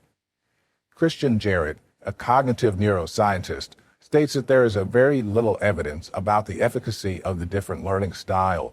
Whatever evidence is out there is very weak to justify usage of any specific method for learning. Convincing evidence for learning styles would show that people who preferred one learning style learned better when taught material in their favored way, whereas a different group with a different preference learned the same material better when taught in their favored fashion. A study conducted on few students to test the efficacy of learning based on their learning style proved that there was no strong support that verbal learners and visual learners should be given different types of learning material. Jarrett stated that usually learning anything depends more on the type of learning material instead of learners' preferred style of learning. The nature of learning materials determines the learning style primarily. For example, if you have to learn French, learning it pictorially cannot obviously be the preferred way. Similarly, if you want to learn geometry, it is not possible to learn it verbally. You have to come to the board to do it visually. If above is true, then is the learning style a total myth? Leading experts in the field state that the myth of different learning system is not merely a small misconception, rather it is causing harm to the students. The experts say that believing in different learning styles would prompt the teachers to teach the students as per their strengths, but this approach will not address the shortcomings of students. To put it simply, not prompting a student to learn by reading the material because the student thinks that he learns better by visual or video would reduce the learning ability of student by reading. Professor Stephen Dinham from the Melbourne Graduate School of Education summarizes the danger of teaching to this myth in his recent book, Leading, Teaching, and Learning. However, it does matter because of the problems and harm that can be caused by categorization, labeling, and limiting of learning experience of students through the continued belief in and application of so-called learning styles. Would we tolerate doctors continuing to use a disproved, harmful treatment? The danger of assuming the learning style preference theory is that by labeling students as a certain type of learner and changing the teaching style to match this type of learning, we, as parents or teachers, wrongly encourage students to develop a fixed mindset. A fixed mindset can be thought of as one in which a student's belief of what they can achieve is controlled by their inherited characteristics, for example, predispositions and intelligence, rather than the belief that effort can and does make a difference. Rather, students need to be encouraged to think that they can learn in any specific way if they put their efforts to that. Also, imparting or designing education specific to different learning styles doesn't make economic sense either, because certain learning styles, study materials may come with a high cost and therefore not easily accessible to all students. Learning by note-taking. Besides different learning styles, probably you'd have also heard about discussions on different note-taking styles for comprehending the information being consumed. The whole objective of spending time on reading, listening, or consuming new information or encoding in any manner has the objective of better comprehension and retention in the memory to enable you retrieve the information whenever needed.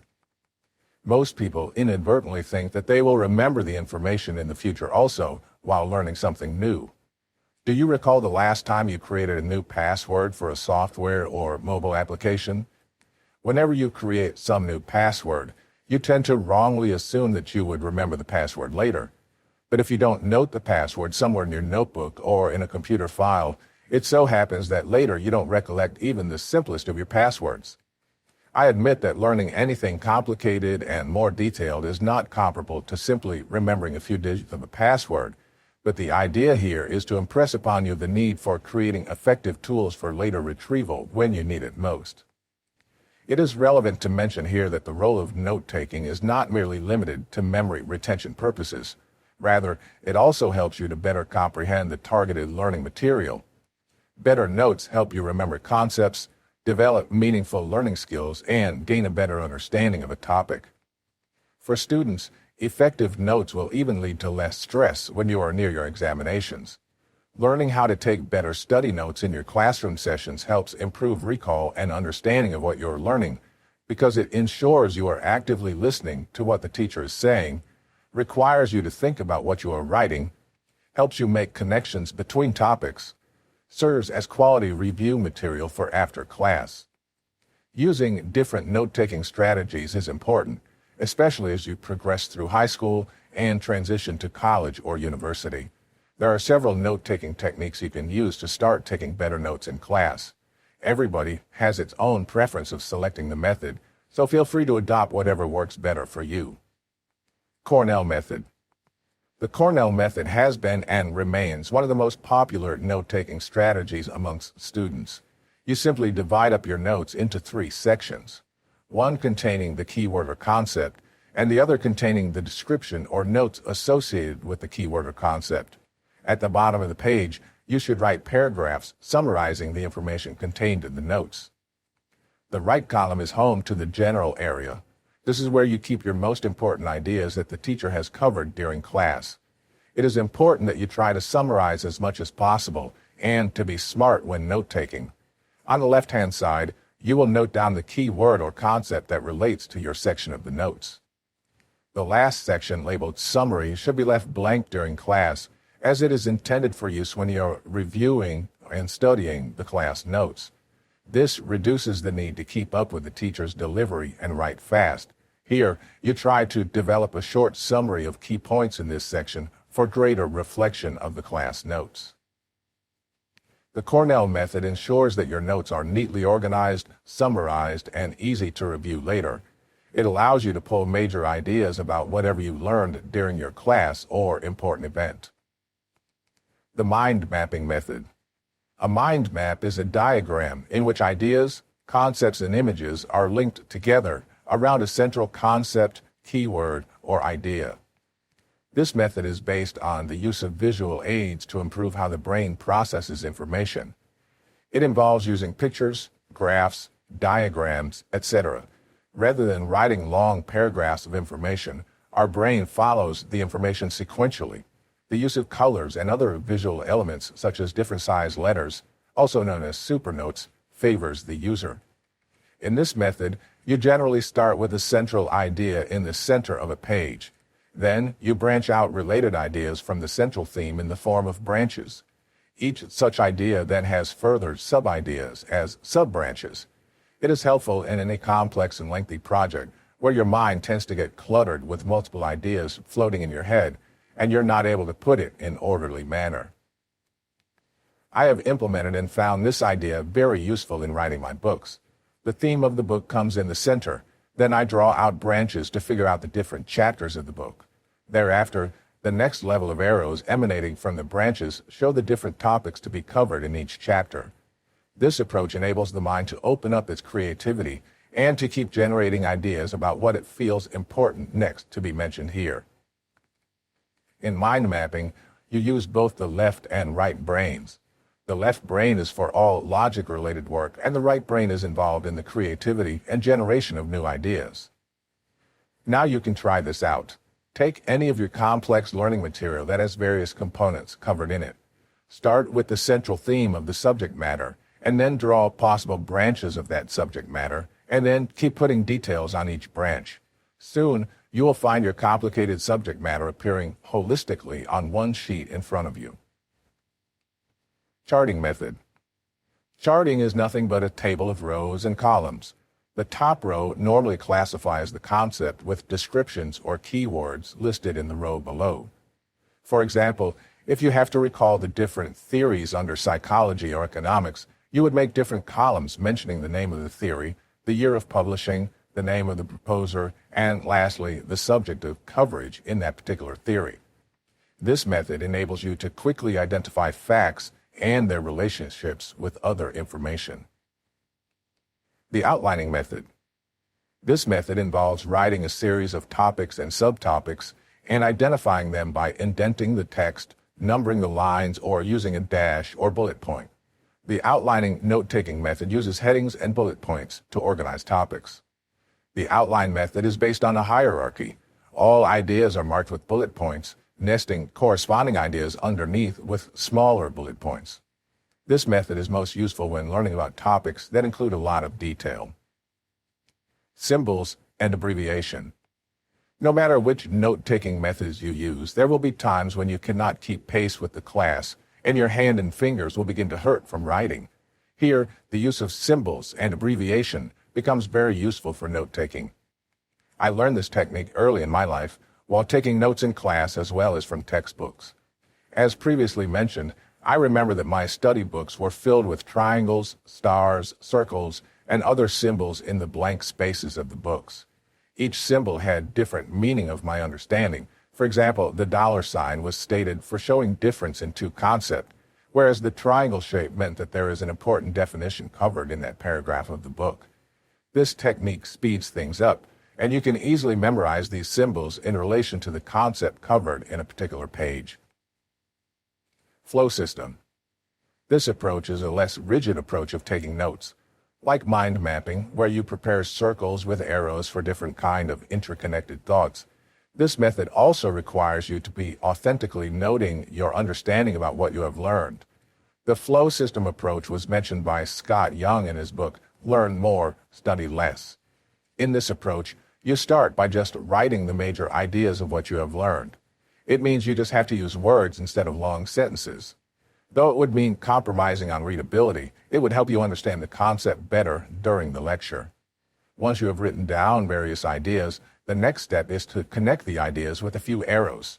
Instead of capturing idea in an orderly hierarchy, you want to mention the ideas as interrelated concepts.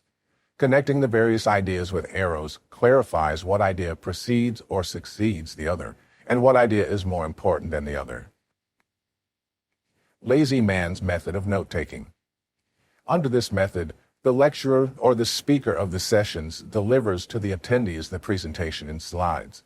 Thus, when the speaker is explaining the concept to the audience, they already have the printed material with them. The students can refer to the notes while they are listening and can also make additional noting on the slides in the margins. This approach is quite straightforward, and you can't miss any point of the lecture because the full skeleton of what is being taught in the lecture is with you in advance.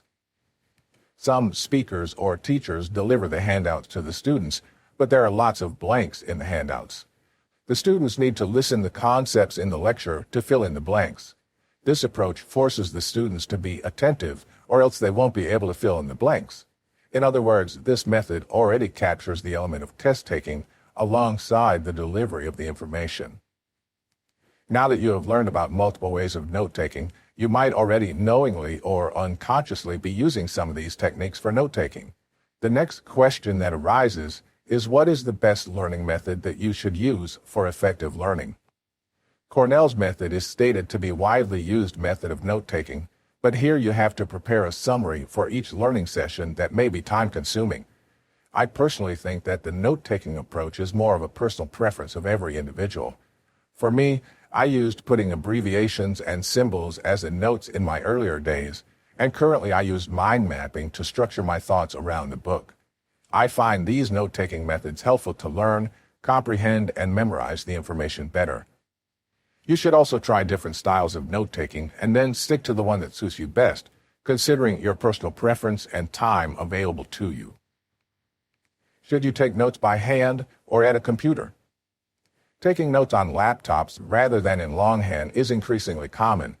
Researchers examine the question whether taking notes at computer is better than writing notes by hand. After studying, many researchers have suggested that laptop note-taking is less effective than longhand note-taking for learning.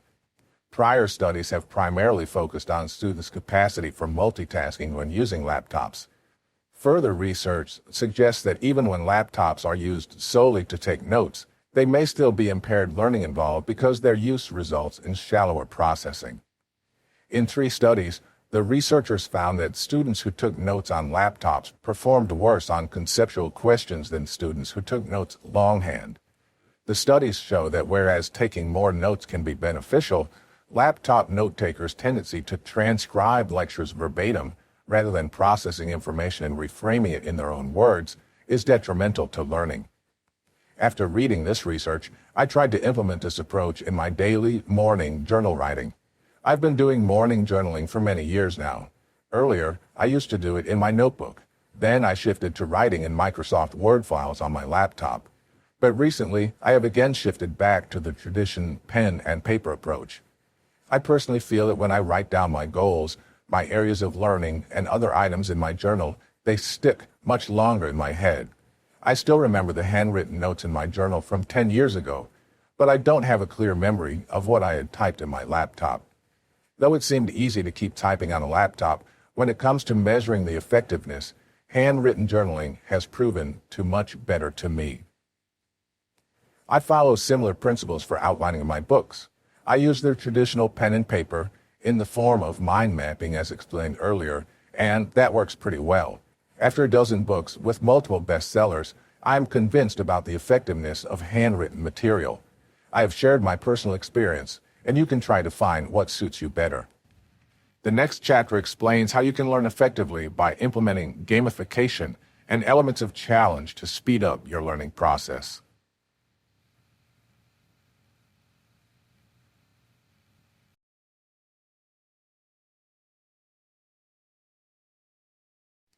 Learning through challenges and games.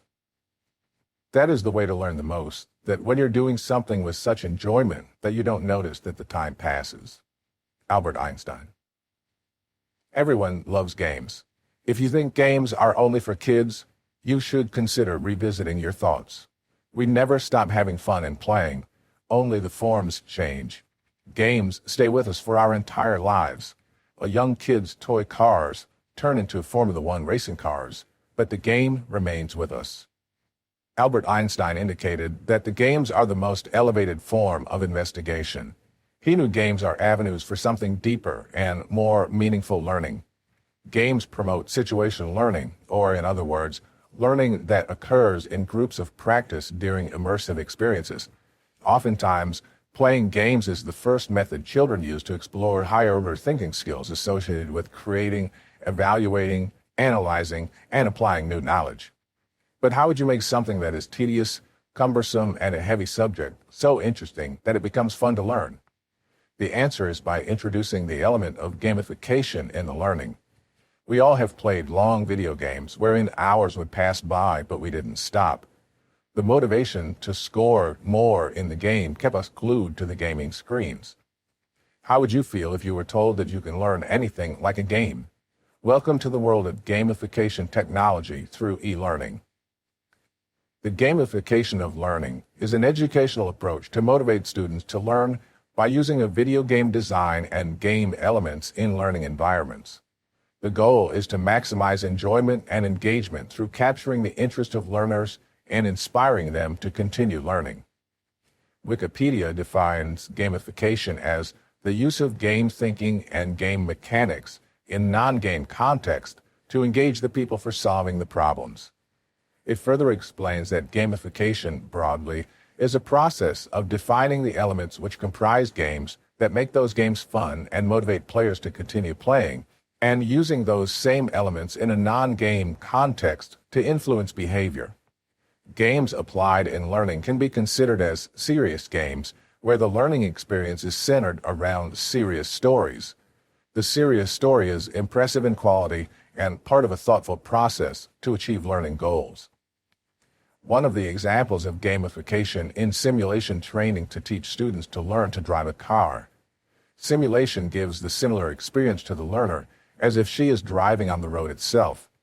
The movement of steering, applying brakes, driving the car in the reverse gear, etc., all gives a real-life car driving experience. But the best part is that the learner is not worried about any danger of accident. Simulation training puts the element of game in learning a seemingly tough real-life skill and prepares the learner with enough skills to go on the road with little practice. Another example of learning through gamification is learning trading into stocks, commodities, or currencies by opening a demo account with the trading and brokerage firms. One of my friends, a finance professional, used this technique to master his learning in currency trading, and he shared his experience with me. To start learning, he simply opened a demo account with one of the currency trading platforms, which is quite a straightforward process these days, thanks to multiple online trading apps available to help the new entrants who wish to learn this skill. Now for him, except for investing actual money, every other experience of trading was pretty much in a real-time environment. He was trading in different currency pairs, e.g. US dollars versus Great British pounds, or US dollars versus euro, and so on. By applying his knowledge in this gamified version of the real-world trading, but without losing any money as a beginner, which becomes the most common reason for people to quit, even before they really start. So this gamification method of learning provided a safe environment for him to brush up on his skills and then master it sooner. Now he comfortably trades in the real market with real money to win the trades on his side. Below are some major benefits of learning through gamification. It gives a conducive learning environment. As noted in the example above, gamification offers you the practical difficulties and the roadblocks that you need to handle, but you do it all in the safe environment. You know in advance that your wrong action or non-action in this situation wouldn't turn into a catastrophic failure. This helps you to apply your intellect in a fearless manner, and that enables you to give your best shot. It gives a better learning experience. If you learn new skills in a fun manner, and if you're deeply engaged in the game, it can significantly enhance your understanding of the new subject. Gamification gives you instant feedback. You don't have to wait too long to know whether you learned or not, unlike formal examinations. As soon as you finish the game, the scores of your game will teach you where you committed mistakes, and thus you are immediately aware about your areas of improvement. It triggers behavior changes. Every game has multiple levels to cross, and it offers various rewards or badges to accomplish those tasks. In these levels, badges are quick motivators to perform better, and missed rewards help you rectify your mistakes. Moreover, the spaced repetition strategies in the gamification do the job of cementing your learning. One more thing, most games now have social collaboration tools, meaning that you can share your progress with your friends and followers. This makes you accountable, and once you share, you don't wish to be sounding like a loser, so you keep yourself engaged for longer. Applicable to most of the learning needs. Gamification can be used to fulfill most learning needs, including induction and onboarding, product sales, customer support, soft skills, awareness creation, and compliance. You may want to check out one gamification method listed below for enhancing the performance of athletes by giving them challenges. There's a tool called Strava, which is probably one of the best gamification methods of learning and prompting athletes to meet the newer challenges of running. Strava is a website and mobile app that is used to track athletic activity via satellite navigation, and then uploads and share such activities. Styled as a social network for athletes, it can be used for a number of sporting activities, but the most popular activities tracked using the software are cycling and running. Record an activity, and it goes to your Strava feed, where your friends and followers can share their own races and workouts, give kudos to great performances, and leave comments on each other's activities. Now compare the Strava app learning method with normal running, cycling, or exercising every day in the morning. You'd have already encountered boredom and a lack of motivation at times. Everybody wants to see a goal or a challenge to be conquered, and gamification provides that element to you. If you know that you're performing better than your friends, it boosts your morale, and you gear up to take more challenges in case you notice that your performance is not up to the mark. Few other examples of gamification in real life are Lose It is a popular weight-losing mobile app. The app allows for complete nutrition and calorie counting throughout your day. If you stay within your caloric limits, you are rewarded with a green day. Badges can be earned for any activity like simply logging in to losing 10 pounds, making everyone feel accomplished. Duolingo is another gamification example for learning any new language in a fun, quick, and effective way. Hydrate Spark is an app that takes care of your hydration. It is developed on the principle that dehydration of your body leads to weight gain. Therefore, this app is paired with a smart water bottle to remind you of drinking water. The app keeps on checking your body's water level, and if it gets low, the bottle starts glowing to remind you to drink water. Learning by taking challenges. It's not always that you have to involve technology or devise a certain system of gamification to promote learning. Oftentimes, merely introducing an element of challenge in your regular work enhances your desire to learn better. In my corporate world experience, I have few examples where putting an element of challenge and fair competition amongst the different teams in the company has helped improve the learning experience of the team as a whole. I remember the creation of SGA, small group activities, teams in one of my organizations to promote fair competition amongst the different teams in the organization. The employees were encouraged to form different small groups comprising of 3 to 6 members in one team, generally from different areas, i.e., from marketing, finance, human resource, legal, tax, etc. The different SGAs then used to identify different areas where they would take a challenge of providing a measurable improvement in that particular area that involved exploring and learning various facets for bringing in the desired improvement. For example, if there was some gap in logistics management, the SGA team will take up a goal to set up a standard operating procedure to provide a solution to that goal, and that would involve learning all of the facts of legal or tax-related provisions, as any change in billing or shipping location may have an impact from sales tax, VAT, perspective, or custom duties or tax impact. I have one more example of learning by taking challenges in one other organization where there was another kind of challenge and reward mechanism. The organization had different values as principles for running its business, like resourcefulness, compliances, and teamwork. Every year, the company used to choose 5 to 6 teams out of more than 50 such nominations and give them a Values in Action Award for showing excellence in the different values. This approach prompted the individuals and teams to keep learning the best ways to deliver measurable impact and improvement in multiple areas of business. But why does creating challenges work? Introducing challenges in learning makes the learning secondary. The participants focus more on winning the challenges and are ready to upgrade their learning for the purposes of excelling in that challenge. The feelings of satisfaction and accomplishment in winning the challenge takes the driver's seat, and learning happens as a natural progression.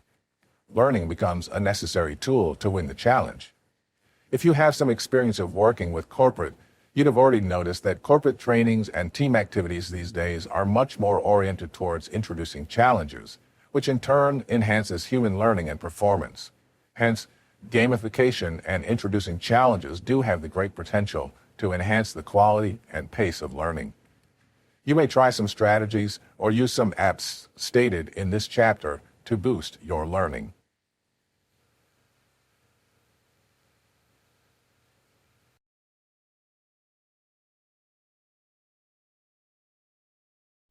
Learning by teaching, including technology. While we teach, we learn. Seneca.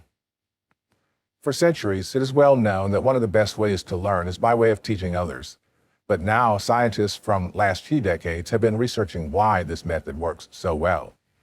It is because explaining something to other person requires you to retrieve the information on the subject from your memory.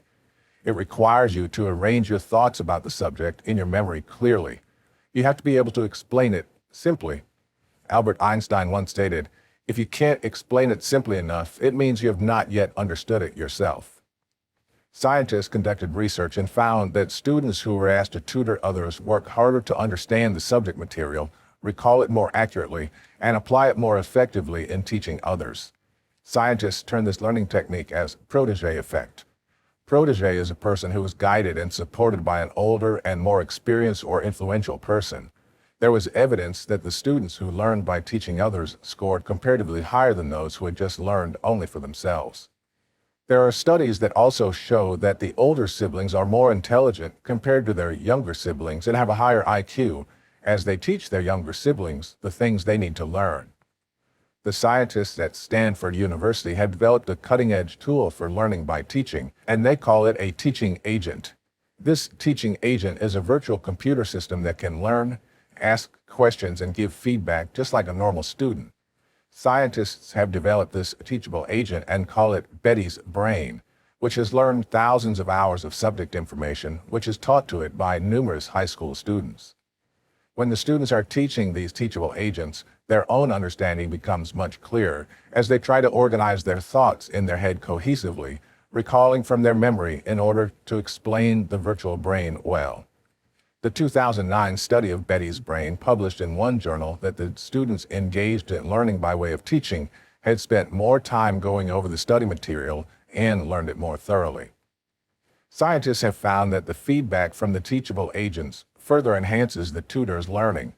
The agent's question forced the users to think and explain the material in their own way, and watching the agent solve problems based on learning from the tutors allows users to see their knowledge put into action. In 2009, researchers at Stanford University studied a group of fifth-grade students. One group was asked to learn for themselves. The other group was asked to teach virtual pupils, or teachable agents, TAs. The results were interesting.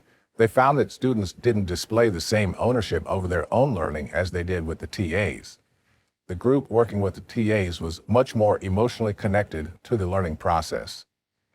The results of another study revealed that students learning by preparing to teach intervention developed a more detailed and better organized concept map of the problem compared with other students.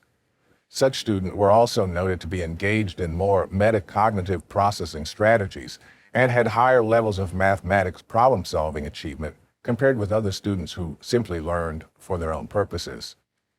The protege effect helps students learn better because of the following reasons. Expecting to teach others encourages the student to learn in a more structured way so that they can seek out key pieces of information out of the material they have learned. Learning with the intent of teaching often prompts the student to use additional techniques beyond those used when learning for yourself, which leads to a more comprehensive understanding of the material. Expecting to teach also increases the motivation to learn, meaning that students generally make a greater effort to learn for those that they will teach than they do for themselves. They try to understand the information well and discover gaps in their own understanding of the subject. The importance of teaching to learn is gaining acceptance amongst educators. The educators are creating situations where the students can teach other students to learn better. One example is at University of Pennsylvania, where they have a cascading mentoring program in which college undergraduates teach computer science to high school students, who in turn teach further to middle school students. How teaching is the most effective way to understand a concept was succinctly summed up by Aristotle. Those who know, do. Those who understand, teach. Therefore, go out, find someone who needs some knowledge of any concept you know better, and teach him. This will help you solidify your understanding of the concept. If you want your learning to go to highest levels, and you are sincere in becoming an expert in your field, you will find the information in the next chapter valuable, which is entirely focused on building your expertise in any field you choose to work.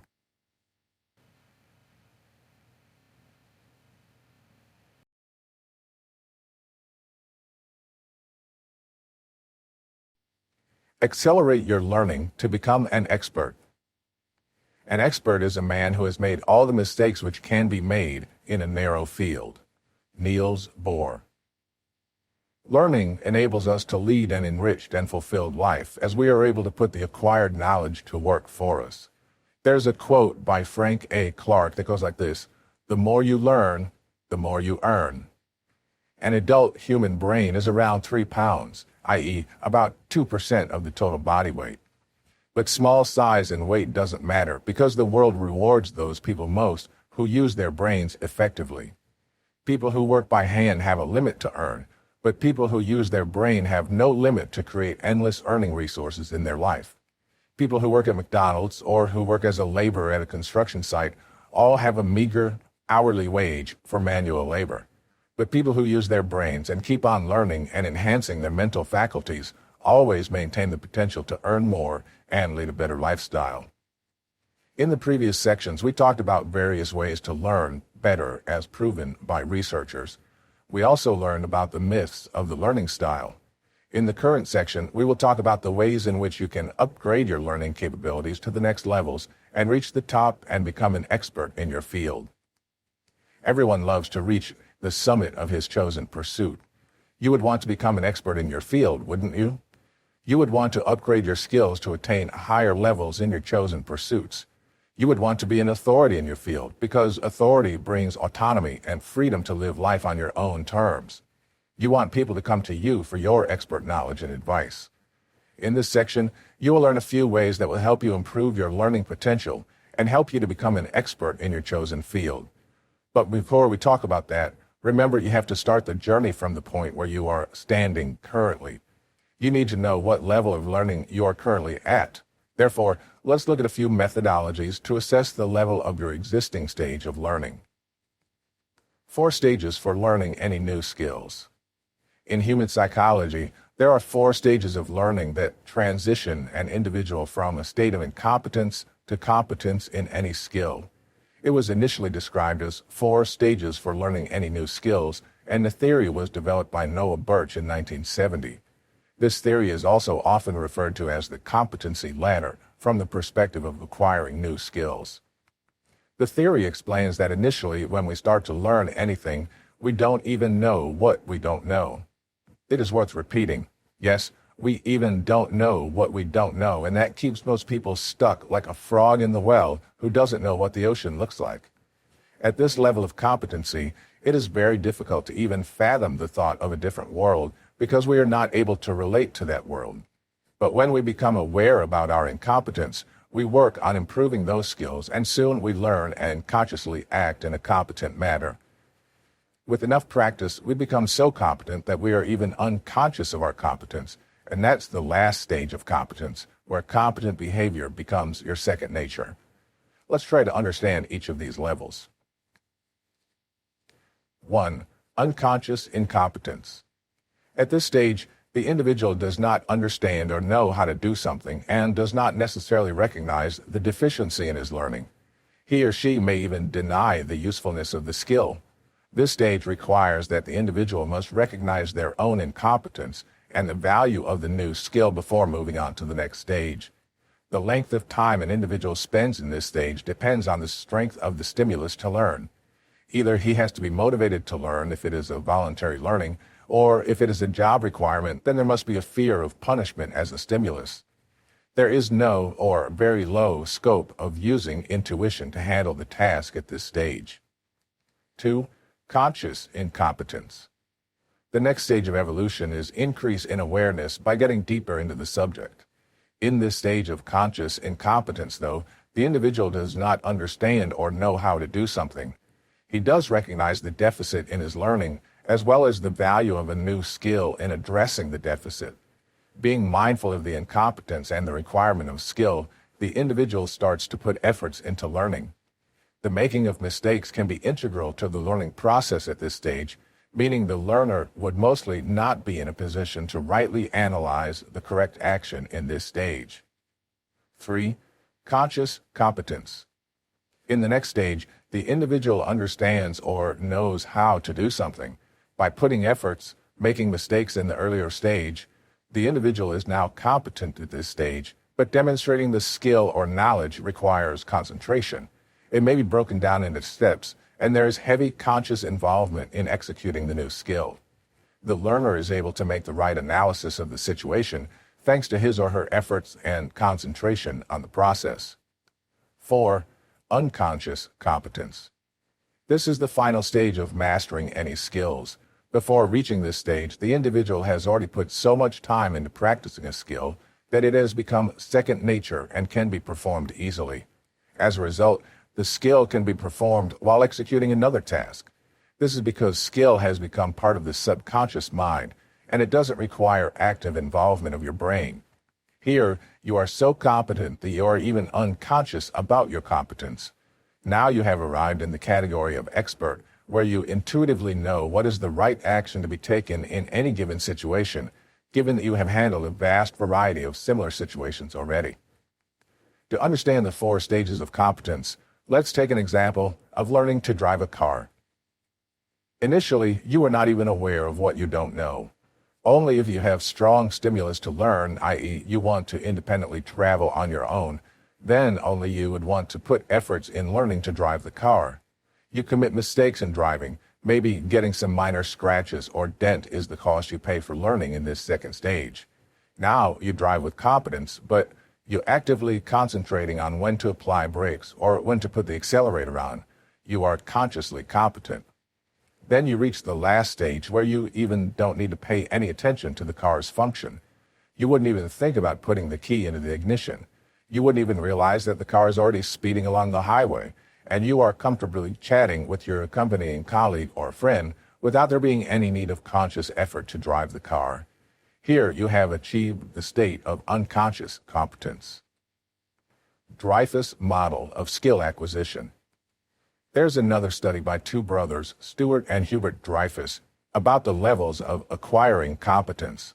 This model is famously known as Dreyfus's model of skill acquisition in the field of education and operations research. It focuses on explaining how students acquire skills through formal instructions and practice. They proposed this model in 1980 in a report on their research at University of California, Berkeley. The report proposes that any individual goes through 5 different stages of learning. 1. Novice. This is the first stage of learning. Here, the individual doesn't know anything about the subject. In this stage, he has to adopt the process of rigid adherence to the taught rules or plans. There is no exercise of discretionary judgment at this stage. Here, the student needs to spend enough time in understanding the rules of learning in that particular area. 2. Advanced beginner. As the novice begins to cope with real situations and develops an understanding of the relevant context of operation in the area of learning, the next step comes when he starts to take note of the additional aspects of the situation or domain. The advanced beginner starts to get the perception of the situation that he is facing. Since the individual has just started to get the hold of the rules, he must spend enough time in learning the rules yet. 3. Competent. Competence develops when the individual develops organizing principles to quickly access the particular rules that are relevant to the specific task at hand. Hence, competence is characterized by actively choosing a course of action. Here, the individual starts handling multiple tasks and keeps on accumulating more and more information. He deliberately plans the work and formulates the routine as well for the activities. At this stage, the individual develops competency, so he should spend most of the time practicing what he has learned with lesser time needed in learning or remembering the rules. 4. Proficiency. Now the learner gets the holistic view of the situation. He understands all the rules and knows when to apply different rules. He is aware about the interplay between the various rules and the impact of the outcomes from the decisions to be taken by him. The learner is now able to prioritize the actions well. He is now very much involved in the actions as compared to the previous stages. By enough practice, he now doesn't need to again refer to rules as in the case of novice or advanced beginner. With the force of involvement, he is now ready for skill enhancement. 5. Expert. This is the ultimate level of learning. Here the individual transcends from his reliance on rules, maximums, and guidelines. Rather, he develops intuitive grasp of situations based on his deep tacit understanding, based on experience of various scenarios handled due to practice. As noticed in the previous theory of hierarchy of competence, this stage is equivalent to the unconscious competence, and your intuition is strongly developed to make quick decisions. While the proficient performer, based on his immersion in the skillful activities, sees what needs to be done, he needs to yet decide what needs to be done. But the expert performer not only sees what needs to be done, he, based on his vast repertoire of situational discriminations, can immediately decide how to achieve that goal. Thus, the ability to make the subtle and refined distinction between the actions to be taken in different situations makes the expert performer, setting him apart from merely a proficient performer. This level is the apex level, and therefore one needs to put efforts to keep practicing to maintain such skills to make all his decisions largely unconscious and effortless. I believe you would have noted enough symptoms of learners at different stages and probably would have made some assessment of your own level of competency. Unless you already find yourself as an expert in any area, now is the time you would ask what specifically it would need and how much time it takes to become an expert in your identified pursuits. This is what we will address now. How you can become an expert. Most people have probably already heard about the 10,000-hour rule to become an expert. If not, the 10,000-hour rule had its genesis in a study conducted by K. Anders Ericsson, professor of psychology from the University of Florida. He researched a lot of top athletes, musicians, and chess players out there in the world to research what it takes to become an expert in one's chosen field. Based on his research, he noted that few top musicians took around 10,000 hours to become expert in their field. It so happened that few musicians started so early in life to start playing their instrument, and by the time they spent 10,000 hours practicing their craft, they had become masters in their craft. By the way, even 10,000 hours is not a small period. It is equivalent to spending 5 years in a full-time job. Just do this simple calculation. You put 40 hours in a week to work, and you work 50 weeks in a year, assuming you get 2 weeks of vacation. That makes it 2,000 hours in 1 year, and therefore 10,000 hours of practice means 5 years spent in a full-time job. Now, taking this research of Ericsson as a basis, Malcolm Gladwell, in his bestseller book Outlier: The Story of Success, covered this 10,000-hour rule in his book. His version of the rule in his book was seemingly indicating as if becoming an expert in any field is subject to some objective criterion of timelines, i.e., spend 10,000 hours and become expert in anything you want.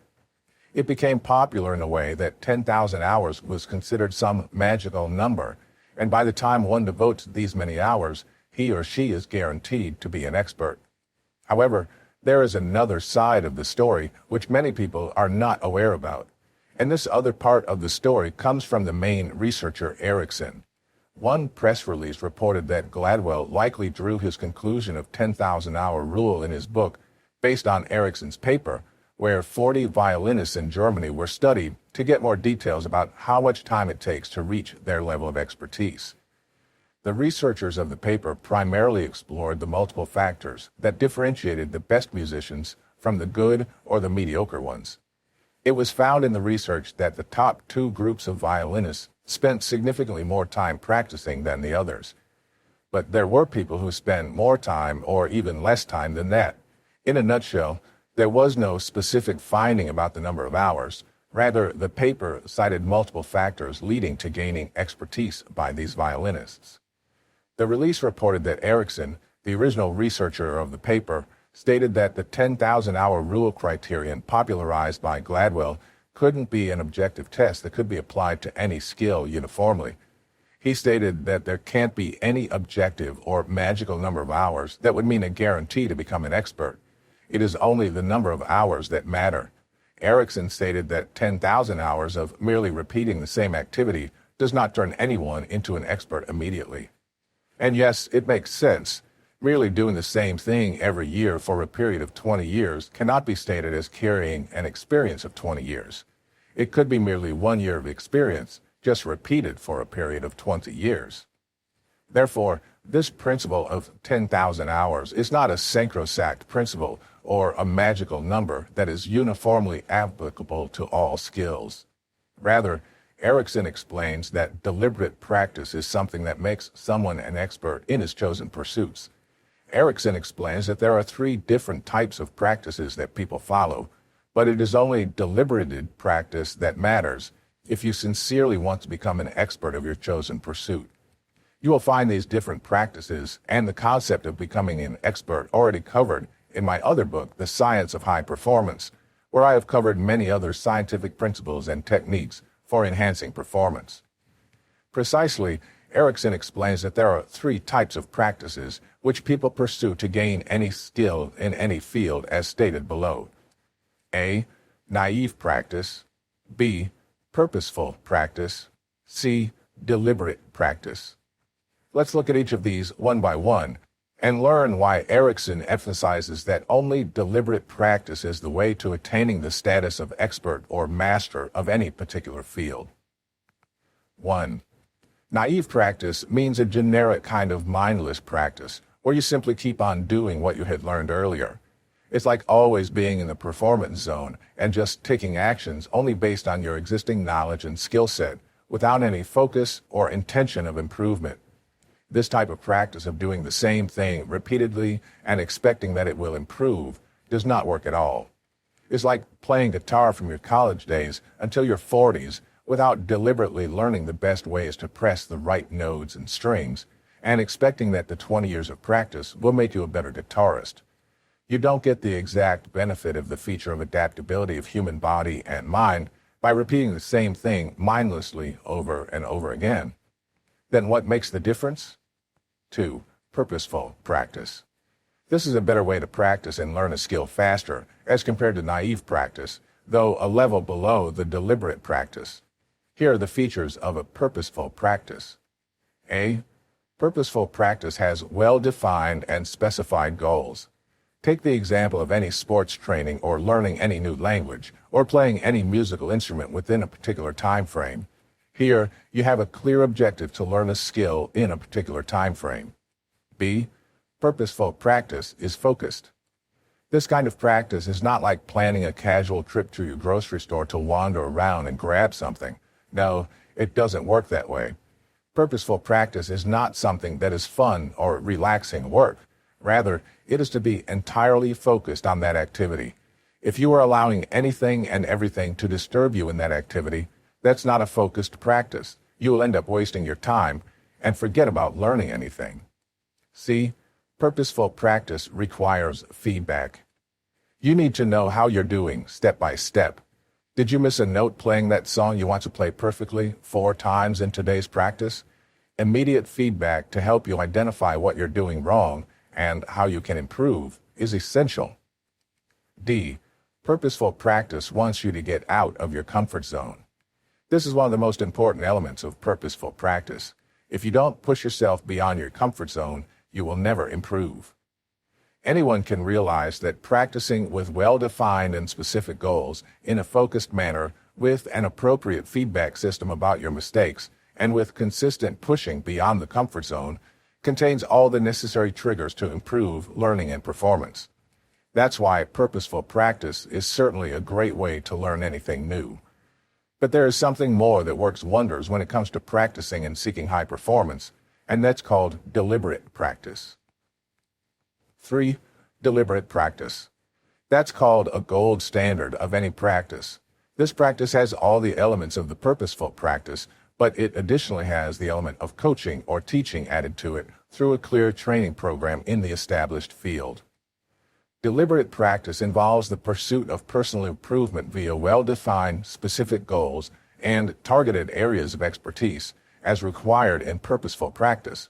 Additionally, it requires a teacher or coach who has demonstrated an ability to help others improve the desired area of expertise, say chess, tennis, or music, and who can give continuous feedback. Think about Tiger Woods, the titan of golf. Do you think he needs any training or coaching for golf? He hired a swing coach for a long period of time to correct his swing. He knew very well an expensive club set wouldn't make him win the game. It was the mastery of his craft that would keep him at the apex position. He knows the importance of deliberate practice under expert guidance to consistently improve and master his game. Erickson states that just working harder or working more does not seem to be associated with high levels of performance.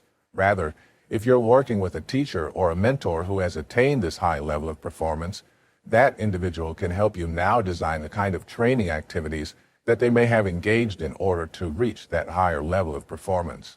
He states, it's not just a matter of accumulating hours. If you're doing your job and you're just doing more and more of the same, you're not actually going to get better. Erickson succinctly explains how the inner brain structure and neural circuit changes with deliberate practice in below words. The main thing that sets experts apart from the rest of us is that their years of practice have changed the neural circuitry in their brains to produce highly specialized mental representations, which in turn make possible the incredible memory, pattern recognition, problem solving, and other sorts of advanced abilities needed to excel in their particular specialties. The more you study a subject, the more detailed your mental representations of it become, and the better you get at assimilating new information. I loved his wonderful thought where he says, there is no reason not to follow your dream. Deliberate practice can open the door to a world of possibilities that you may have been convinced were out of reach. Open that door. I hope you have gathered enough techniques to help you assess your current level, and most importantly, this will help you chart your action plan to reach your destination of knowledge. Last but not least, you have to put in the effort to become successful in any endeavor you choose. The more deliberated practice you do, the better your chances of success.